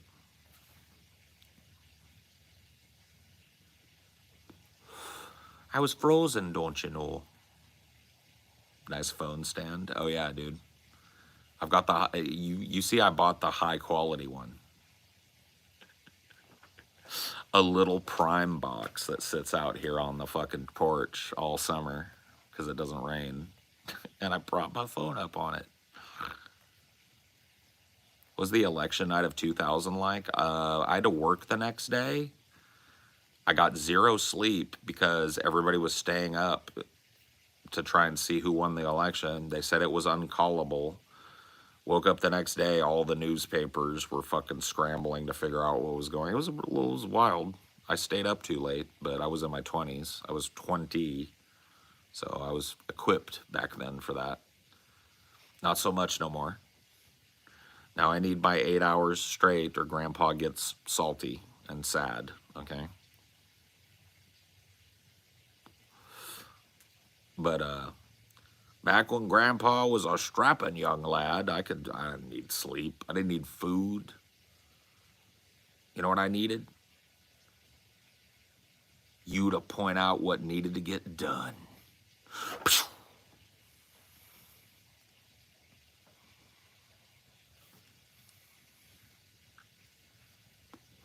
I love people just like tooting the little party horn emojis that float up.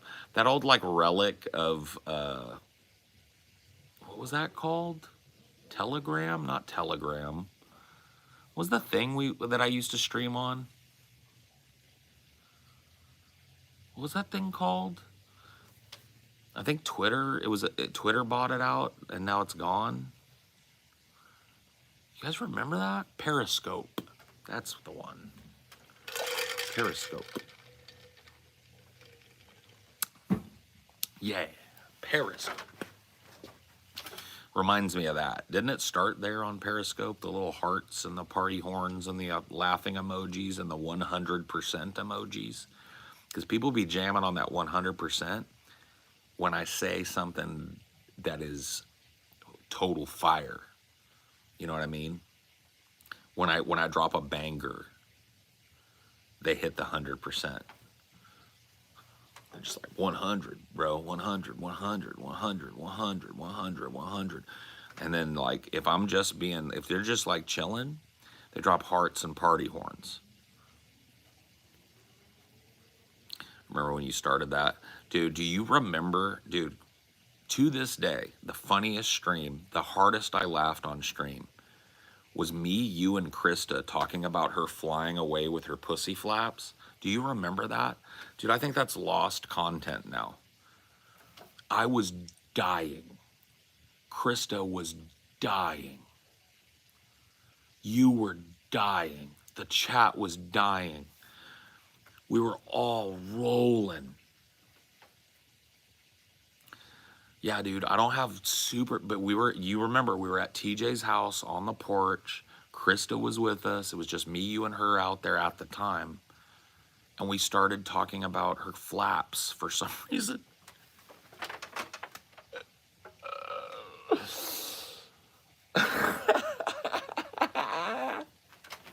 Her flaps, bro.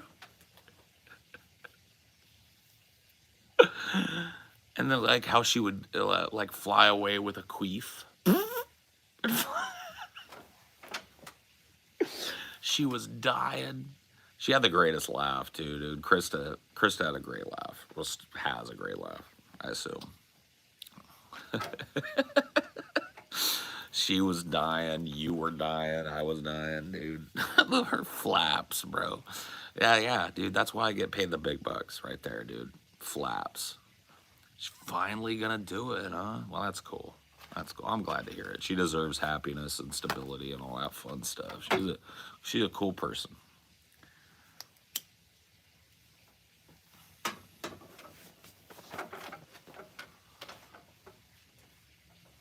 And she can fly with her flaps, too. I don't know any other person that can glide like a fucking flying squirrel with her pussy flaps, you know?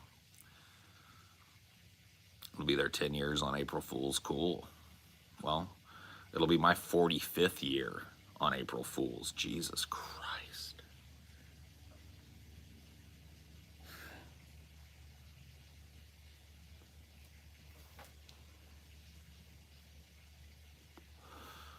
Oh, you're going to do a maid of honor?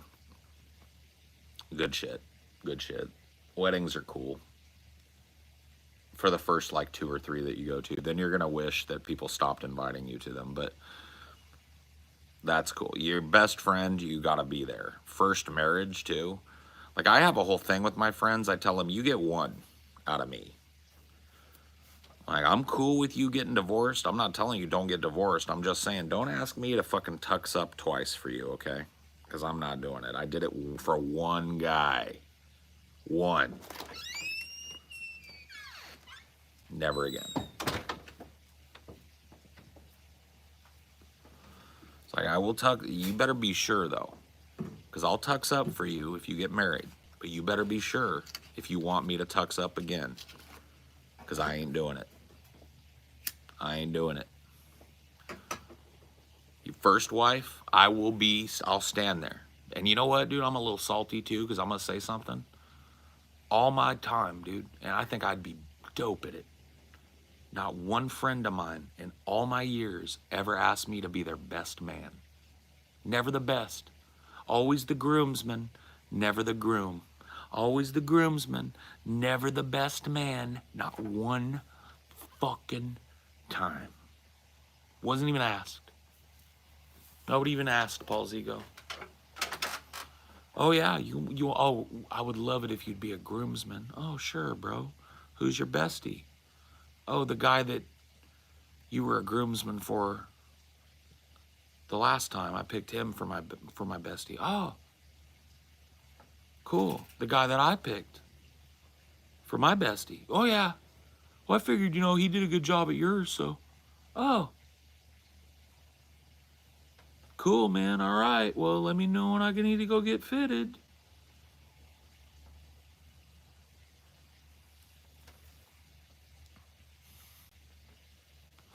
Old and rejected. Yeah, dude. Who was TJ's best man? Who do you think? Oh, actually, I think his best man might have been. It was either Scott. I think it was Scotty. I don't even think TJ had that because they didn't have Like TJ, I officiated TJ's wedding, but there was not. Well, no, that's not true. He did have people, so it was Galen and Scotty with him, and then yeah. So there were Stevie. and Stevie maybe. I think it was Scotty. If I remember properly, I think it was Scotty. It just wasn't like traditional enough for you to clearly delineate roles. No, it was non-traditional to the extreme, but it was fun. I'll have to ask him next time you talk to him, I guess. Yeah, who he had as his best man, if anybody, but I know it wasn't me. I know that for sure. Officiating's cooler, I think. Officiating was cool, but people always ask me like, "Did you have to get your priest thing?" I was like, "No." It wasn't a legal officiation. They went to a JOP and got their document. I wasn't signing any documents. They just wanted a cool ceremony. So I did, they did the ceremony however they wanted, and then they went and did the legal document at the JOP. We just did that part. We didn't do the ceremony. Yeah. Which I'm honestly satisfied with, honestly. I haven't felt like some yearning in my heart to fucking do the fairy princess. With the ding dong, ding dong. I don't have the fairy princess drive. Well, that's good, because I don't have fairy princess money. Fairy princess type of fucking wedding? Psh. Talking like a Disneyland? Dude, ask TJ about that shit. You want to talk about somebody that spent some fucking money? His first marriage, he got married in Disneyland.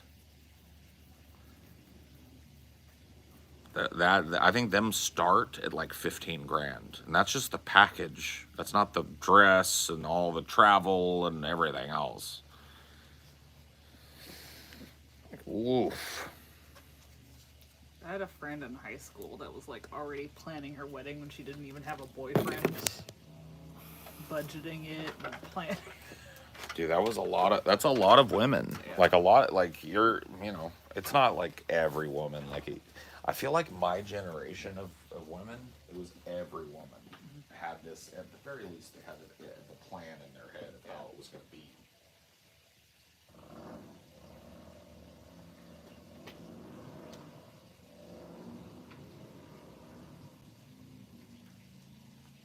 I don't know, man. It just feels like trying to get our families together would be like herding cats. Yeah, I mean, yeah, I agree. It would be tough.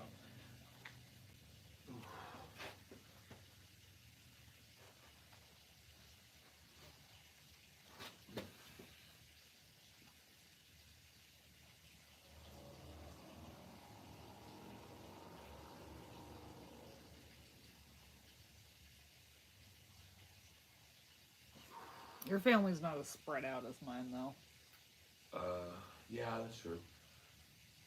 But they're more reluctant to travel than yours. Yeah. And it's harder for them to travel, some of them. Like my sister, like how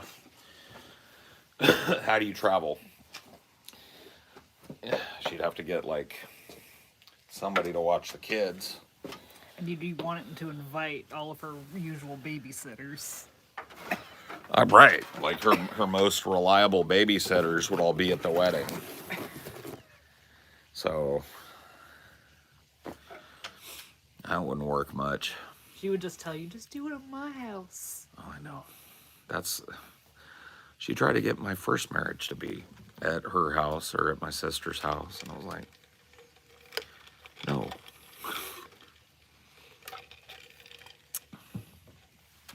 But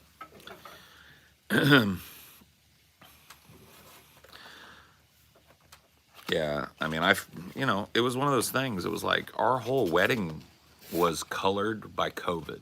Yeah. Like when we tell people when we're old how we got married, we're going to have to talk about COVID. Because it's not going to make sense to people that don't have the reference. But because, yeah, like my mom married my stepdad in a JOP wedding, but it was still, a thing. Right. You're able to use the big courthouse room and have a ton of people in there. We had none of that. We weren't even allowed to have a witness. Yeah. It was you, I, and a clerk. And that was it. My parents waited for us outside, and that was it.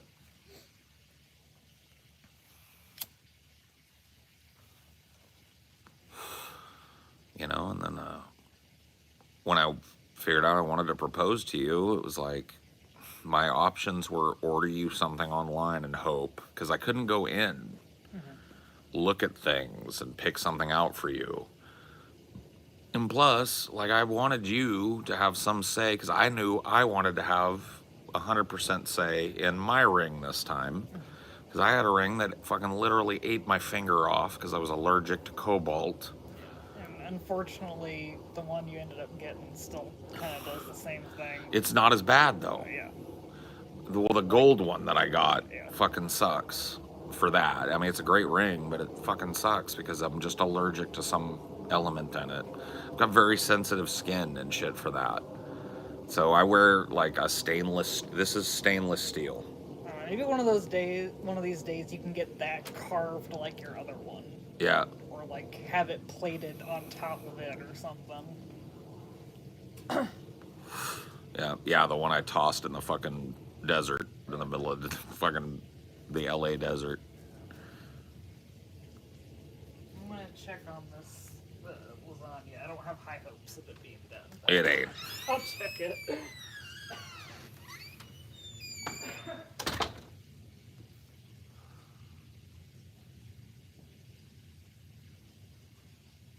How many hospital stories? Man, I have been hospitalized quite a bit. I was a rough and tumble kid, so I broke a lot of bones, so I did a lot of that.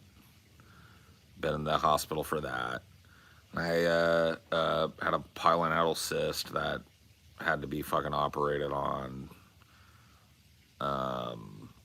I had gynecomastia surgery when I was 13, had to be operated on. I had to have my gallbladder yanked out. I'm trying to think. I feel like I'm missing something. Yeah, I don't know.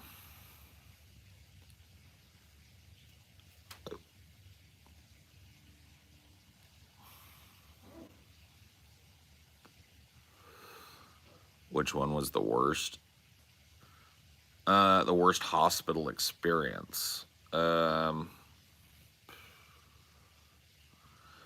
mean, my worst hospital experience was like I didn't even need to really even be at the hospital. I was just I don't know how deep I want to go into it, but like I was not properly medicated for a couple of years. I'd say like 2021 through 2023, and my mental health spiraled out of control, like bad. Not, I don't like bitching about it and talking about it too much because it's like, it's whatever, everybody deals. But like, I was in a horrible fucking death spiral from those years through. I was sick, so I'd gotten COVID at some point in 2022, and I was sick. And I just never got well from the sick. And, yeah. And so I ended up going to the hospital at one point, and it was I was just basically having a giant panic attack, but I just felt gross. I had stomach pain, and No, you did it twice. well, I've done it. Yeah, I know. I was talking about one of the two. Yeah. But yeah, they asked what my worst hospital experience was, and it was probably sitting at that hospital waiting room for 6 hours, and all the things I saw in there too were heartbreaking. And then just like them just looking at me and going like, "Nah, you're fine," shoo. So it was like 6 hours. I think what they told you is that like because you had like tried to quit weed again, you were like constipated. I don't even think they said anything about that. they asked if I smoked, and I told them like I'd recently stopped. Yeah, because I remember you telling me like they thought like maybe that's the withdrawal from the weed is constipation. Maybe, I don't fucking know. I was just constant. I had stomach pains. I was constipated. They gave me some over the counter fucking shit. Sent me home. That you know what that was, dude? That whole hospital visit. I didn't get any hospital care that was worth a shit, but I got perspective. Because sitting in that room filled with genuinely dying and sick people and watching them come and go and watching them wait as long as I did kind of put me in the headspace, took me out of the headspace of catastrophizing about dying or some shit. Looked around me and I was like, holy fuck, bro. And I got to marinate in that for 6 hours. And, whatever. I don't, it's like when you have a disorder, going to the hospital is sometimes your only choice. Sometimes You just weren't gonna get over it right. until you had a doctor tell you until you're okay. until I was in a place where they had a crash cart. I was not gonna be told that I wasn't about to have a heart attack. I was just having a spiraling fucking panic attack. And yeah, you know what? I don't regret doing it. That's what hospitals are there for. And if I was having some other problem, I was in the right place to have it. So no harm, no foul on my end. You remember what else happened that night? No. Dino ate all my fries. Oh, and that's right. I just ordered lunch. That's right. You were gonna go lay down. Yeah. And then, you're like, all right, we gotta go now. So I just left my Damn. fucking McDonald's on the table. He didn't eat my hamburger, but he ate my. He ate your fries. What a little sneak thief. The Dino original, bro. Unattended food. It's all him. It better be out of his reach, because if it ain't, he's eating it. I'll tell you though, his, knock on wood, his tummy hasn't been as bad as it used to be. Well, he's got a more uniform diet. And I just mean even when he does get the stuff he's not supposed to, he hasn't had. That's true. A crisis with it. That's true. I just think he's better balanced because he's eating the right kind of food. He's got a little bit of pumpkin in his diet, and he's got a little bit of wet food every once in a blue moon. And I think he's just less anxious too because he's not having all the separation and shit. Probably, yeah. I mean, he's the gut-mind connection is pretty strong. Yeah, he's older too. Yeah. It's just it's like people. Dogs mellow with age. Fries and not the burger is wild. Only Dino. I think he would have eaten the burger if it was in paper, but because it was a Big Mac and it was in the little box, dude, any other dog would have chewed their way into that box or rooted around until it got open and licked it clean. It's weird. To him, he smelled something good in there, but he doesn't want to touch it because it might make a crispy noise or something. Yeah. He's so weird. He's the weirdest dog in the world with food. I don't know a single dog. I don't care if it's one of them shaky little teacup chihuahuas or a big old Great Dane and everything in between. If you drop a big steaming piece of meat on the ground, it's gone before you even get a chance to notice.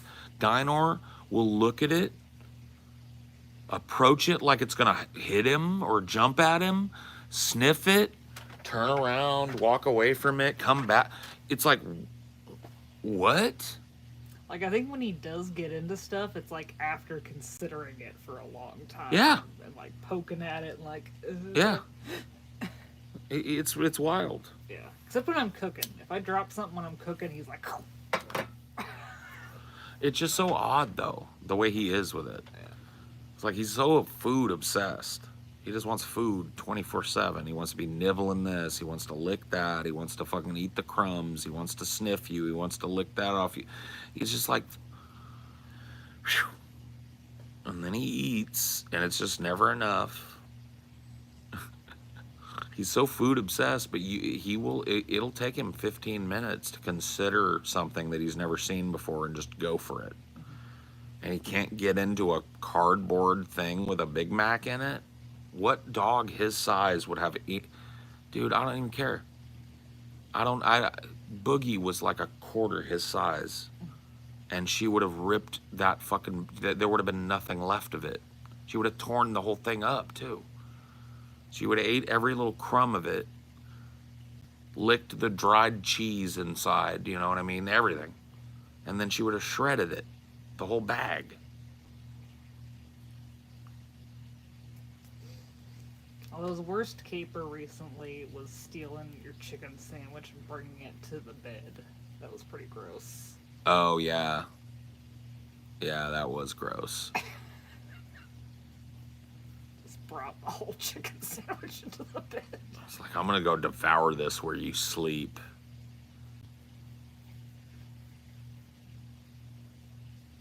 That was your last chicken. Yeah, that was it. The final chicken.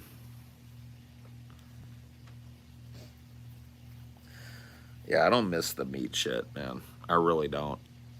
It is so nice to be able to sit down to a plate of food and not worry that there's going to be a big gangly tendon, even if it's not even like worth worrying about it. I just had such issues with it. And now that I don't eat it anymore, it's like I actually look forward to eating again, and it feels normal again. I don't feel sick and anxious before I eat. I was having all kinds of fucking twisted up problems about food and shit. And it's just like nice. I don't know. I think it's been about 10 months, huh? Huh. I mean, Not counting the corned beef that I indulged in on St. Patty's Day. So when Mom makes corned beef and cabbage, you're gonna have a little portion of it, okay? But yeah, as far as like routinely eating meat or eating meat at all as a part of my diet, it's gotta be like 9 or 10 months now. And yeah, I don't fucking regret it.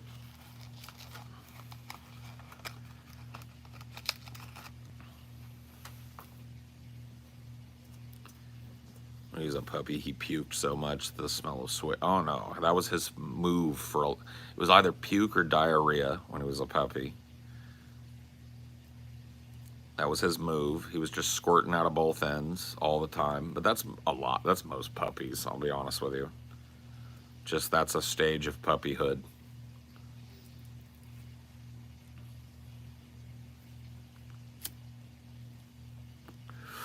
What am I sipping on? Just water. Ice water with a little squirt of Mio in it.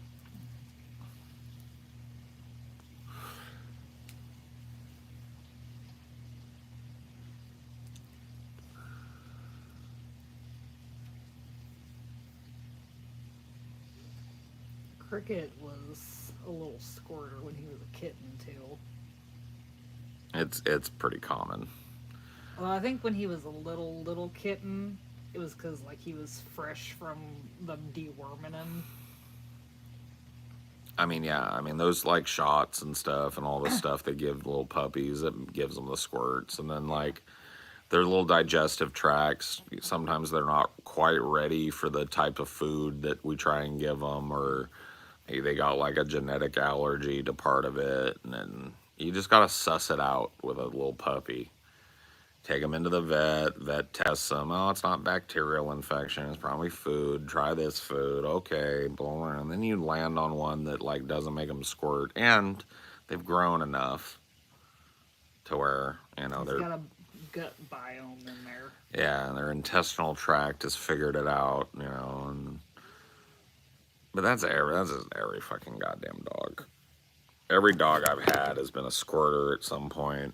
Every animal, really. Every animal, yeah. Although I don't think his squirts have ever matched Cricket's squirts. You know which animal never got the squirts? Sugar baby. Yeah. Perfect road apples every day. Sugar baby never got the Hershey's. Well, it's because she's pure herbivore. Herbivores are pretty... Like, I imagine your guinea pigs didn't squirt either. No, little pellets. Yeah. Herbivores just got... They got the multiple things going on. They got it sussed out. Yeah, it just all comes out all clean. Doesn't even stink for long. Once it's dried, it's basically just a rock. Carnivores and omnivores... Shit goes sideways sometimes. Yeah. You remember that room clearing shit Cricket took in that one hotel room? Bro. Oh my god. Poor guy too. I mean, Yeah. like he had to let it out, but it was. We had to shut him in the bathroom and open the door Mm-hmm. for like an hour. Yeah. And sleep time was over. Yeah. It woke you up out of a dead sleep. Yeah, the stench of it woke me out of a dead sleep. And gagged me. I had to leave the room. It was fucked.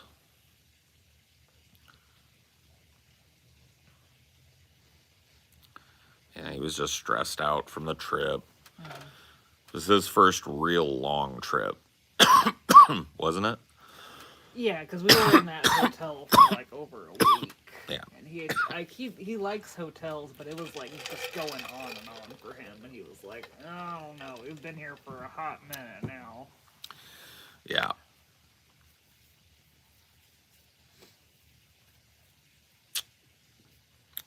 Dino don't give a rip though. He's a traveling dog. He's a city dog. He's a country dog. He's a southern dog. He's a western dog. He's lived everywhere. He don't give a shit. He likes to jump in the car. He like to go. He doesn't like hotels as much as Cricket though. He don't even like it here. Yeah. Dino doesn't like being, I don't think, much. He's never quite right anywhere. He's pissed off at the people that walk by, pissed off at the cats that roam through the yard. He's up all night, like at every little sound, trying to bark at things.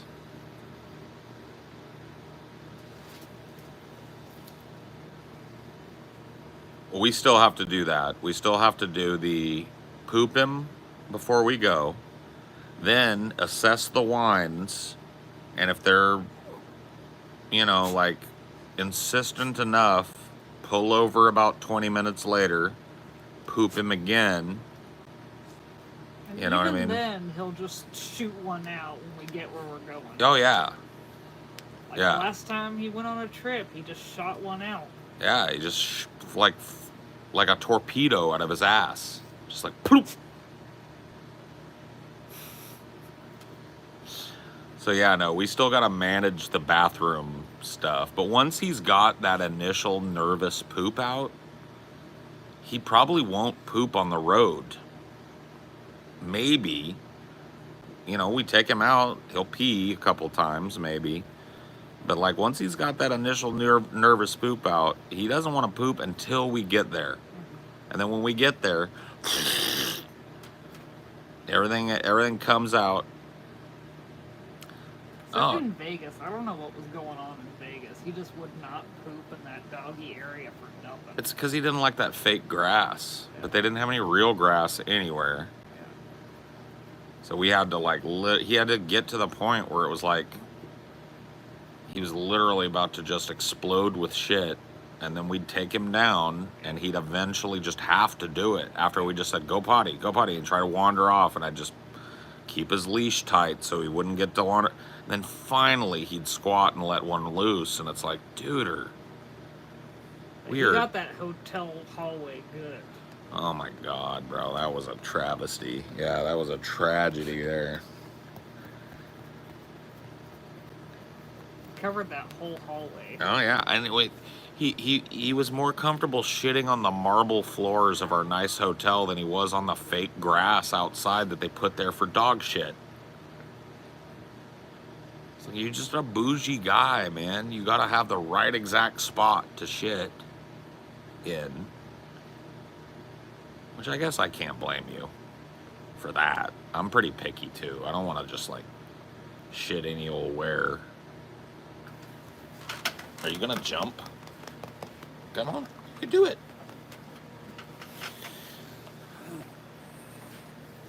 Settle down. Chill out. Chill out. No, you just don't like being held. You want to be touched, but you don't want to be. You don't want to be squeezed. He doesn't like the rocking. No, he doesn't like the rocking chair when it moves. It's not his favorite thing.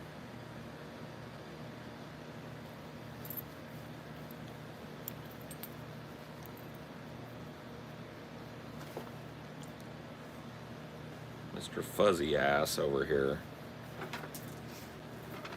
Already floofing. He still has a thing with hair dryers too. Doesn't like them. Groomer has to let them drip dry, so it always takes like an hour longer than it's supposed to. Yep. She has to let them drip dry. Yep. Oh, dude, he's a fluff nugget. Living here, it's so hot, we have to keep him short. Like, even in the winter, we get him trimmed back. Now, where we're moving, maybe we can let him floof out more consistently in the winter, because it's going to be chilly. But we've got him a cornucopia of little sweaters to wear, so he's not going to... We'll keep his little butt warm. But it's just better for him to be trimmed back, because his hair is just so finicky when it gets... Especially when you let him grow all the way out. Well, he just like rubbing his face on everything. He just gets mats, you know. You got and you got to be on top of it. You got to brush him every day. Yeah, like he's right at that length where we should probably start doing that. He ain't quite long enough to need it every day, but yeah, we should probably start giving him the brush. You worried about ticks? No, I mean he's on the flea and tick shit. Mm-hmm. So.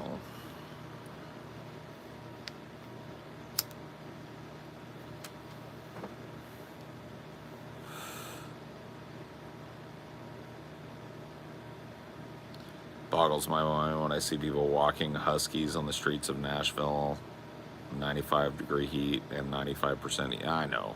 Yeah, but you can't trim huskies the same way you can other dogs because their fur's weird. Like you can. Well, it doesn't grow back the same right. if you cut it all the way back. You can, but it's usually only done when dogs are just matted to shit. Yeah. It's because they've got like. Got like waterproofing in there. Yeah, they've got like 3 different layers of fur. Undercoat, a microcoat, a waterproofing layer, and then the outer coat.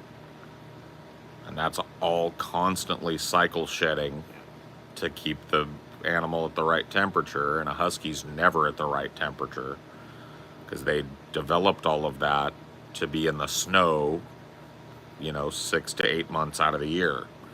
And if you're down in the valley or something like I am, or you're fucking just don't get snow and it's fucking hot in the sun, your husky is just like dying.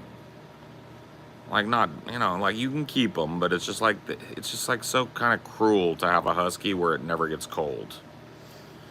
Because they have to have that big fucking fluffy coat, whether it's 112 or whether it's minus 12, I don't know.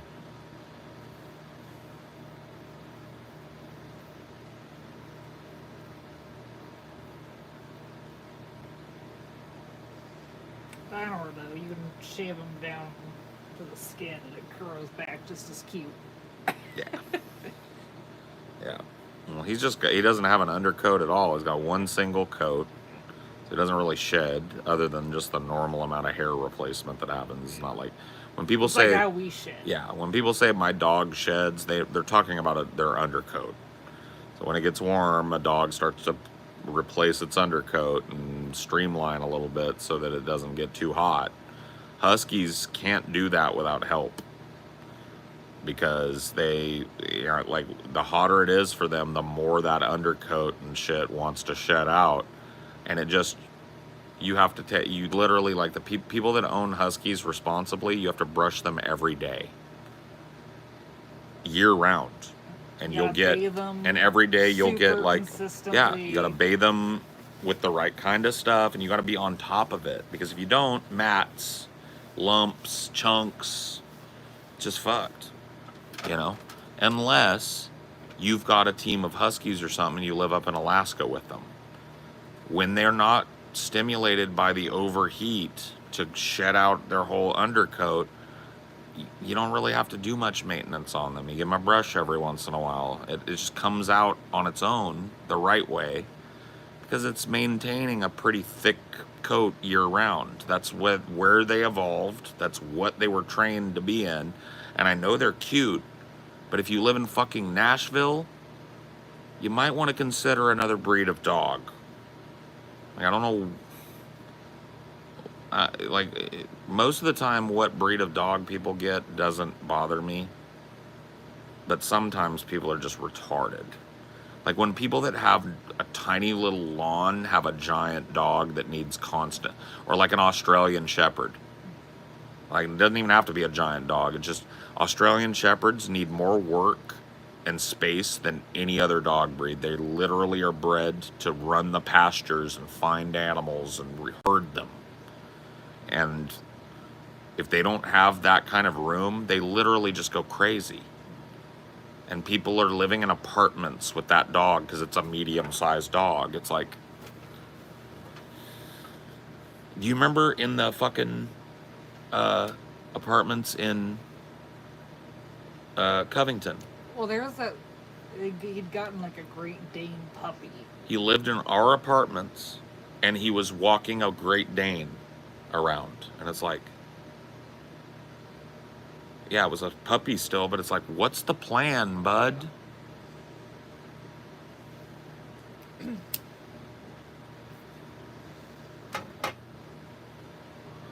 feel the same way too when I see somebody that has a big plot of land, farm type of stuff, and they've got a scabrous looking tiny little teacup chihuahua shivering on the porch. It's like, you live in a place where you could have a big dog that could run and help you, and you went and got a fucking purse dog, and it's scared of the goddamn grasshopper that's over there.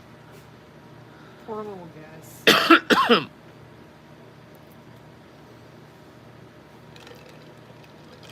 Yeah, those little itty bitty things, they want to be on a little tea cushion. Yeah. They're bred to be carried around and pampered like little fucking weirdos because they literally can't do anything. We've shrunk them down so small that their brains can only process like fear and hunger. And that's all they have. It's just, that's their life. Some old lady's purse, its little eyes poked out, fucking terrified of everything. Any human being comes near it nips because it's just afraid. Like, if you touch it the wrong way, you could break it, you know? So they're mean little shits, too. It's like, what are you even snarling at? You couldn't break the skin on me if I gave you my hand to chew. Why are you even doing it? They don't know, though. They're just stupid, too. You know, because they don't have any room in their brains. They're just gonna, like... Oh, they're retarded. It's tiny. Their brain is like reduced to the absolute basis to function. So they're retarded dogs. They've got their self-preservation instinct is so it's just like overdrive all the time. That's all they've got. But they're really bad at actually like avoiding danger, getting away from things. Completely and utterly worthless if you're not on top of them 24/7. You literally have to baby them and take them with you everywhere because if you leave them at home, they'll fall off a cushion and fucking... They could literally like scrabble up onto the couch and then tumble off of it the wrong way and break their hip. And then you're fucked.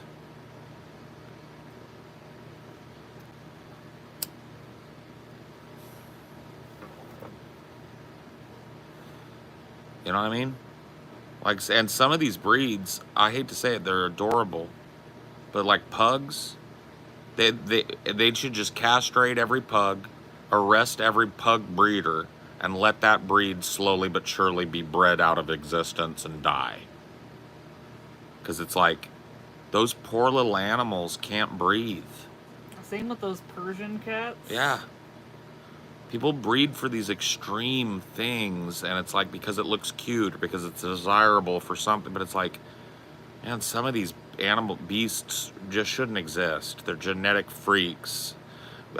Bulldogs are the same way. British bulldogs. Yeah, the smoosh bulldogs, yeah, the little stumpy ones, can't breathe. Got skin problems. They're just horribly afflicted little animals. They're adorable and sweet.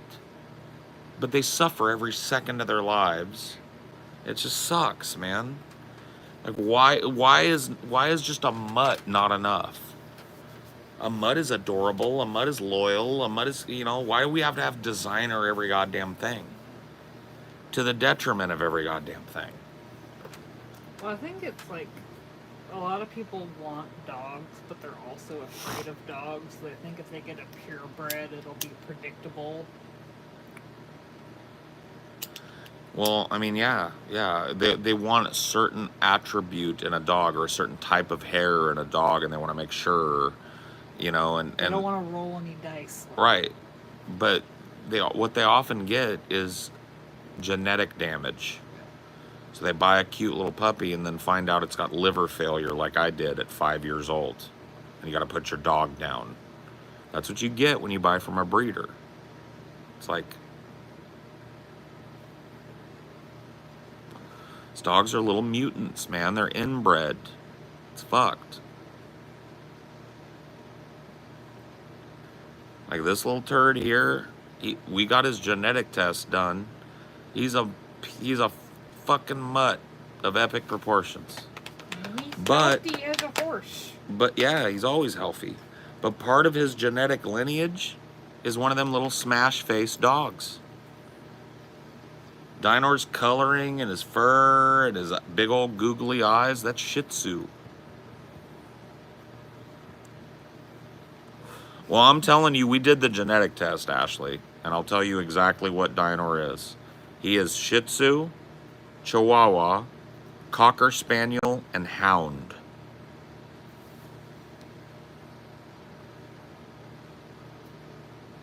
Oh, okay. I didn't know if we did, if you did that or if we'd done that after. But yeah. Yep. So he's 25, 25, 25, 25, basically. Just a big old pound puppy mix. And he's healthy as a horse. Doesn't have any joint problems. Doesn't have any health problems to speak of. It's the right weight.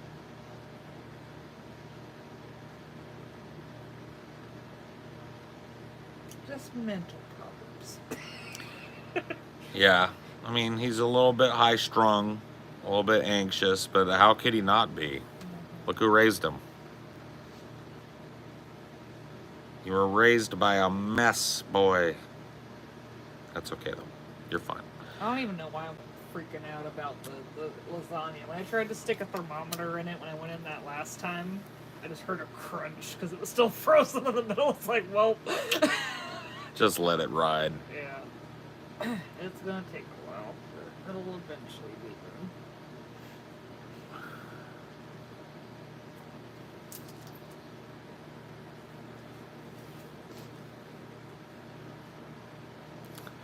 Yeah, I don't know. Maybe you can find the old picture of it or whatever. I lost it with my... Well, I didn't lose it. I've just got it on my old hard drive and shit. No worries. I'm horrible at math, but that's what I remember from it.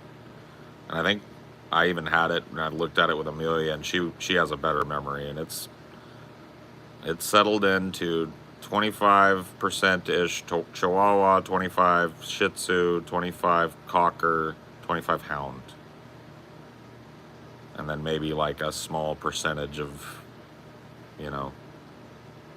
mixed breed or indeterminate origin or whatever the fuck. He's just a good ass mutt.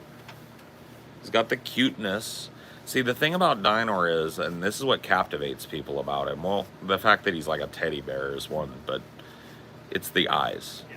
He's got the Shih Tzu eyes, which gives him whites. Yeah. It's not as smooshed in either. It's like... They're out. And they're front and center, and when he looks at you, it like pierces right through you. You feel like he's looking at you with portent, even though really he's just a dog. He's just looking at you. Yeah. His eyeballs are like a human. You can see the whites. You can see the pupils, the iris. Yeah, he's got eyebrows. His facial structure from here up, between here and here, it's like a little human is looking at you, like a fur human.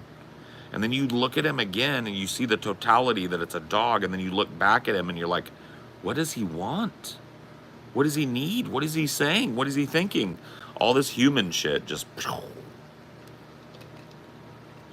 Oh, okay. Here, I'll Discord you. It's 25% Shih Tzu, 25% Chihuahua, 25% Yorkie, 12% Cocker, 12% Hound.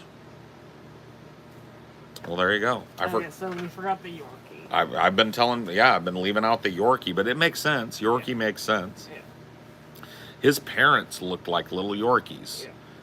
but he looks nothing like them. He's at least twice their size, at least. So he's a weird one, man.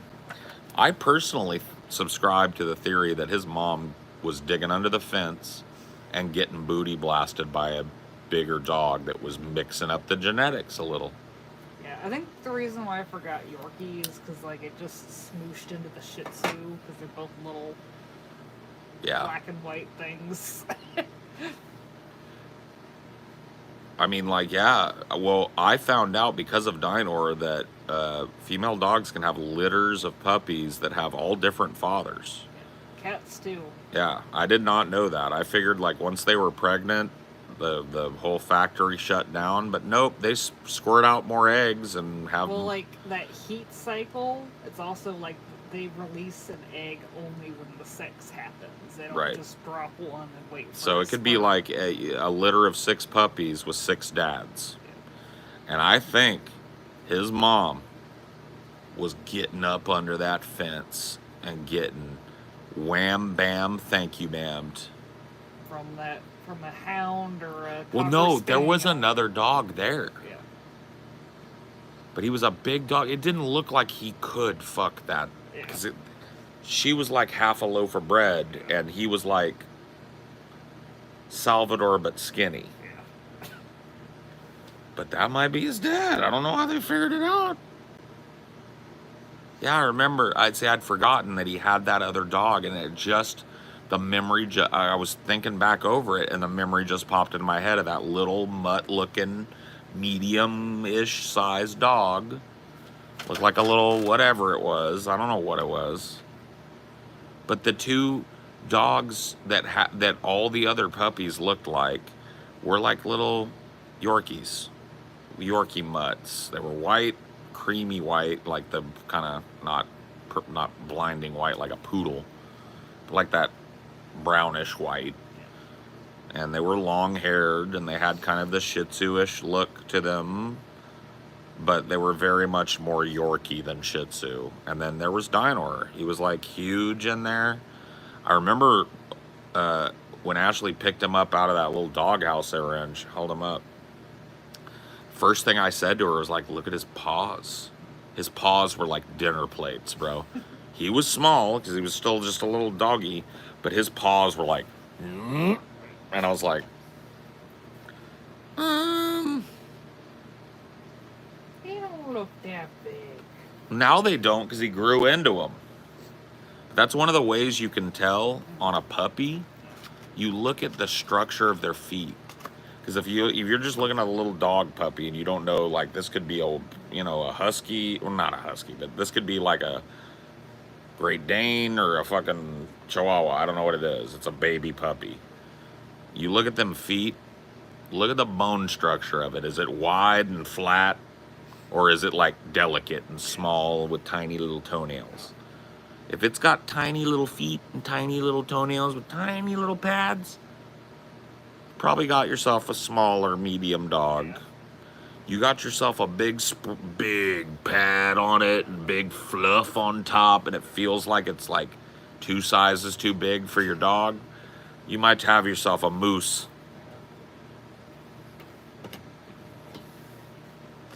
Oh yeah, we thought he was going to be the size of his parents. 15 max. But like more like 10 is what his parents were under 10. His parents were like little 7-pound dogs. So we were thinking like maximum 10, 15-pound little dog. Okay, cool. Dude, he just kept going. And he got even a little bit bigger since we've been together. I know. Not like massively, but he grew a couple inches later for some reason. I don't even know if he's done now. he definitely did not fit in that little red thing like he did. Nope. He outgrew that, and it's not weight problem. He's the right weight. He's just gotten bulkier. He's just had more growing to do.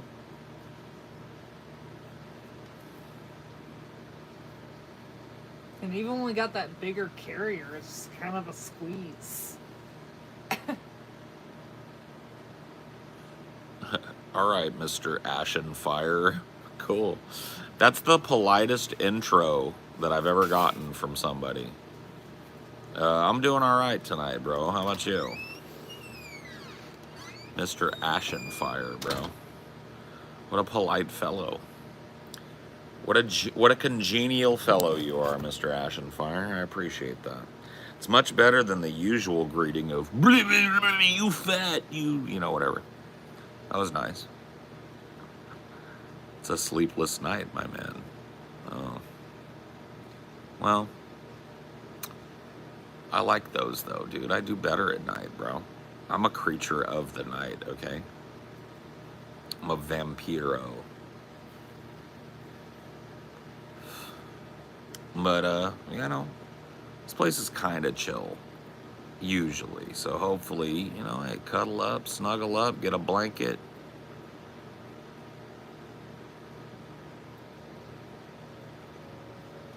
Yes, Mr. Ashen. Yes, Ash. Mr. Ashenfire. Yes, sir. Indeed, sir. 'Tis a sleepless night, indeed. Got that, like, half moon right now, dude. I'm such a watch autist, bro. I'm so stoked. I can't wait for Christmas, bro. For Christmas, I'm going to get myself a new watch, and I'm so boned up to get it. I don't know which one I'm going to get yet, but I've got like 8 different watches I'm looking at every day, thinking about just going like, oh man, this is going to be this is going to be that. I can tell I've already subbed. Cool, buddy. Cool, buddy. Yeah, I like Laurier. Laurier, I think is how you're supposed to. It's a French or Swiss name or whatever. There's some cool watches out there, man. Some super cool. I'm in the market. My next watch is gonna be a dive watch, and I've got like 3 or 4 that I just keep vacillating between, bro. One of them is just like really like super unique looking. One of them is awesome and unique, but it has one detail that I don't like, and I think it'll bother me. One of them is fucking beautiful but expensive for what it is. Not super expensive, but more expensive than the other ones. And it's just like, I do know I'm getting the dive watch though. That lasagna was looking pretty done. I put a little extra cheese on top, and I'm letting it do another 10 minutes to let some melted cheese happen on top. All right, cool. So, but after 10 minutes, it should be good to go. All right, dope. 10-minute timer on this shit then, because I'm about to have some fucking lasagna. No, I'm not actually making the big bucks. I'm just, I just needed a hobby that wasn't video and internet. And so I spent like 2 years autistically thinking about starting either Warhammer or collecting watches. Because when I was a little kid, I used to love my dad's watches and my grandpa's watches. And I used to have little watches, but then it like fell way out of style for people to even wear them. And then cell phones happened, and it was like, why do I need it? But I always missed having it, and I love the watches that I have. I've got a little collection. None of them are expensive. I don't have like Rolexes or Audemars or anything. They're just they're nice watches. They're not shit, but, you know, they're not thousands of dollars worth of watch, you know.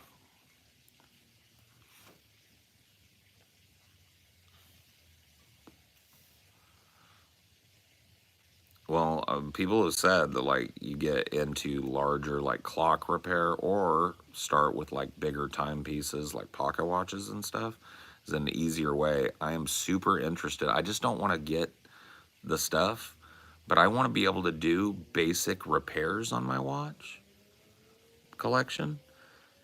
And I want to delve in and see if I can get comfortable enough to do like full maintenance on my watches, like taking them all apart, cleaning the parts, putting them all back together, making sure they run well, get like a fucking a beep auditor or whatever the fuck, so I can see how well they're running and make adjustments. That stuff is so cool to me. But it requires a lot of little pieces of equipment that are not necessarily expensive on their own, but the totality of what you need to do it is kind of expensive. And so it's something I'm going to try and mess around with.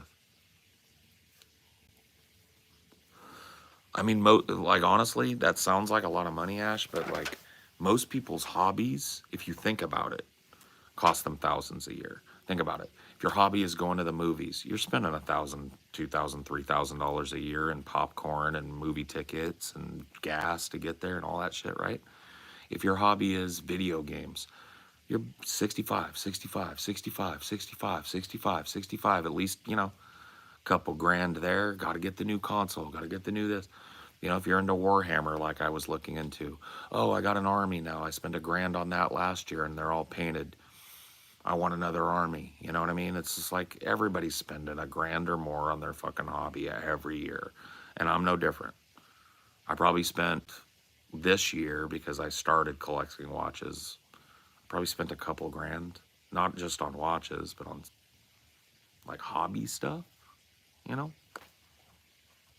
it's pretty normal shit.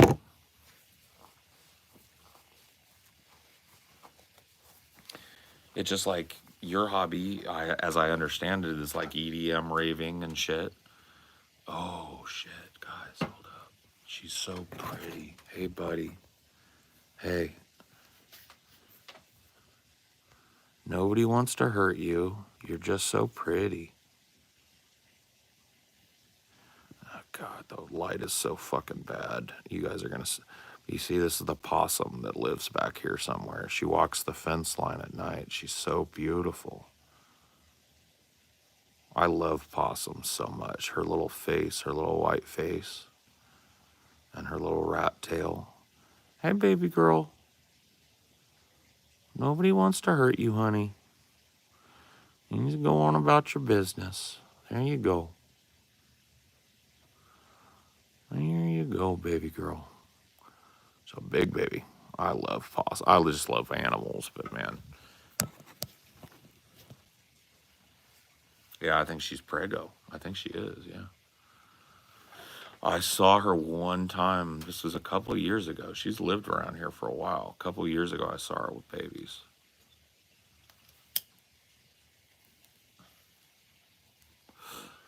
Festival tickets are 200 or 500 each, out of state, hotel. Right. But like, you're not doing that every fucking day. You're probably going, what, 5 times a year? 4, 3?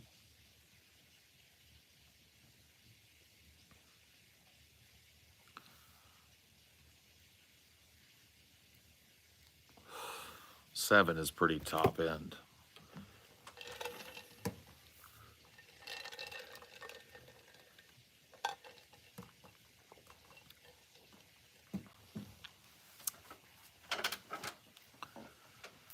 I respect the beauty of opossums from a distance. Oh, I don't know. I just think they're pretty animals. I think their coloring is beautiful. I love how white their face is. So they're just pretty. And they're like not, they're just not angry animals. They're very cautious little animals. They don't ever want to mess with you. You know, she was very much just like freezing up to see, to make sure that I was not going to come after her or do anything weird. You know, and then she went on about her business.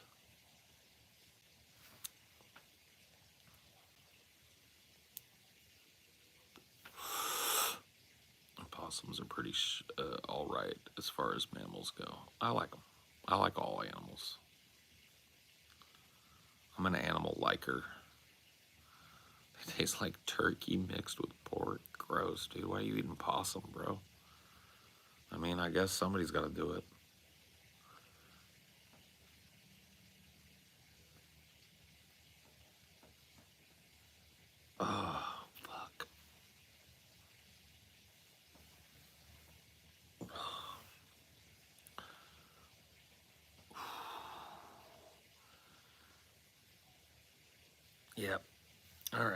I think I need to go inside and eat some lasagna.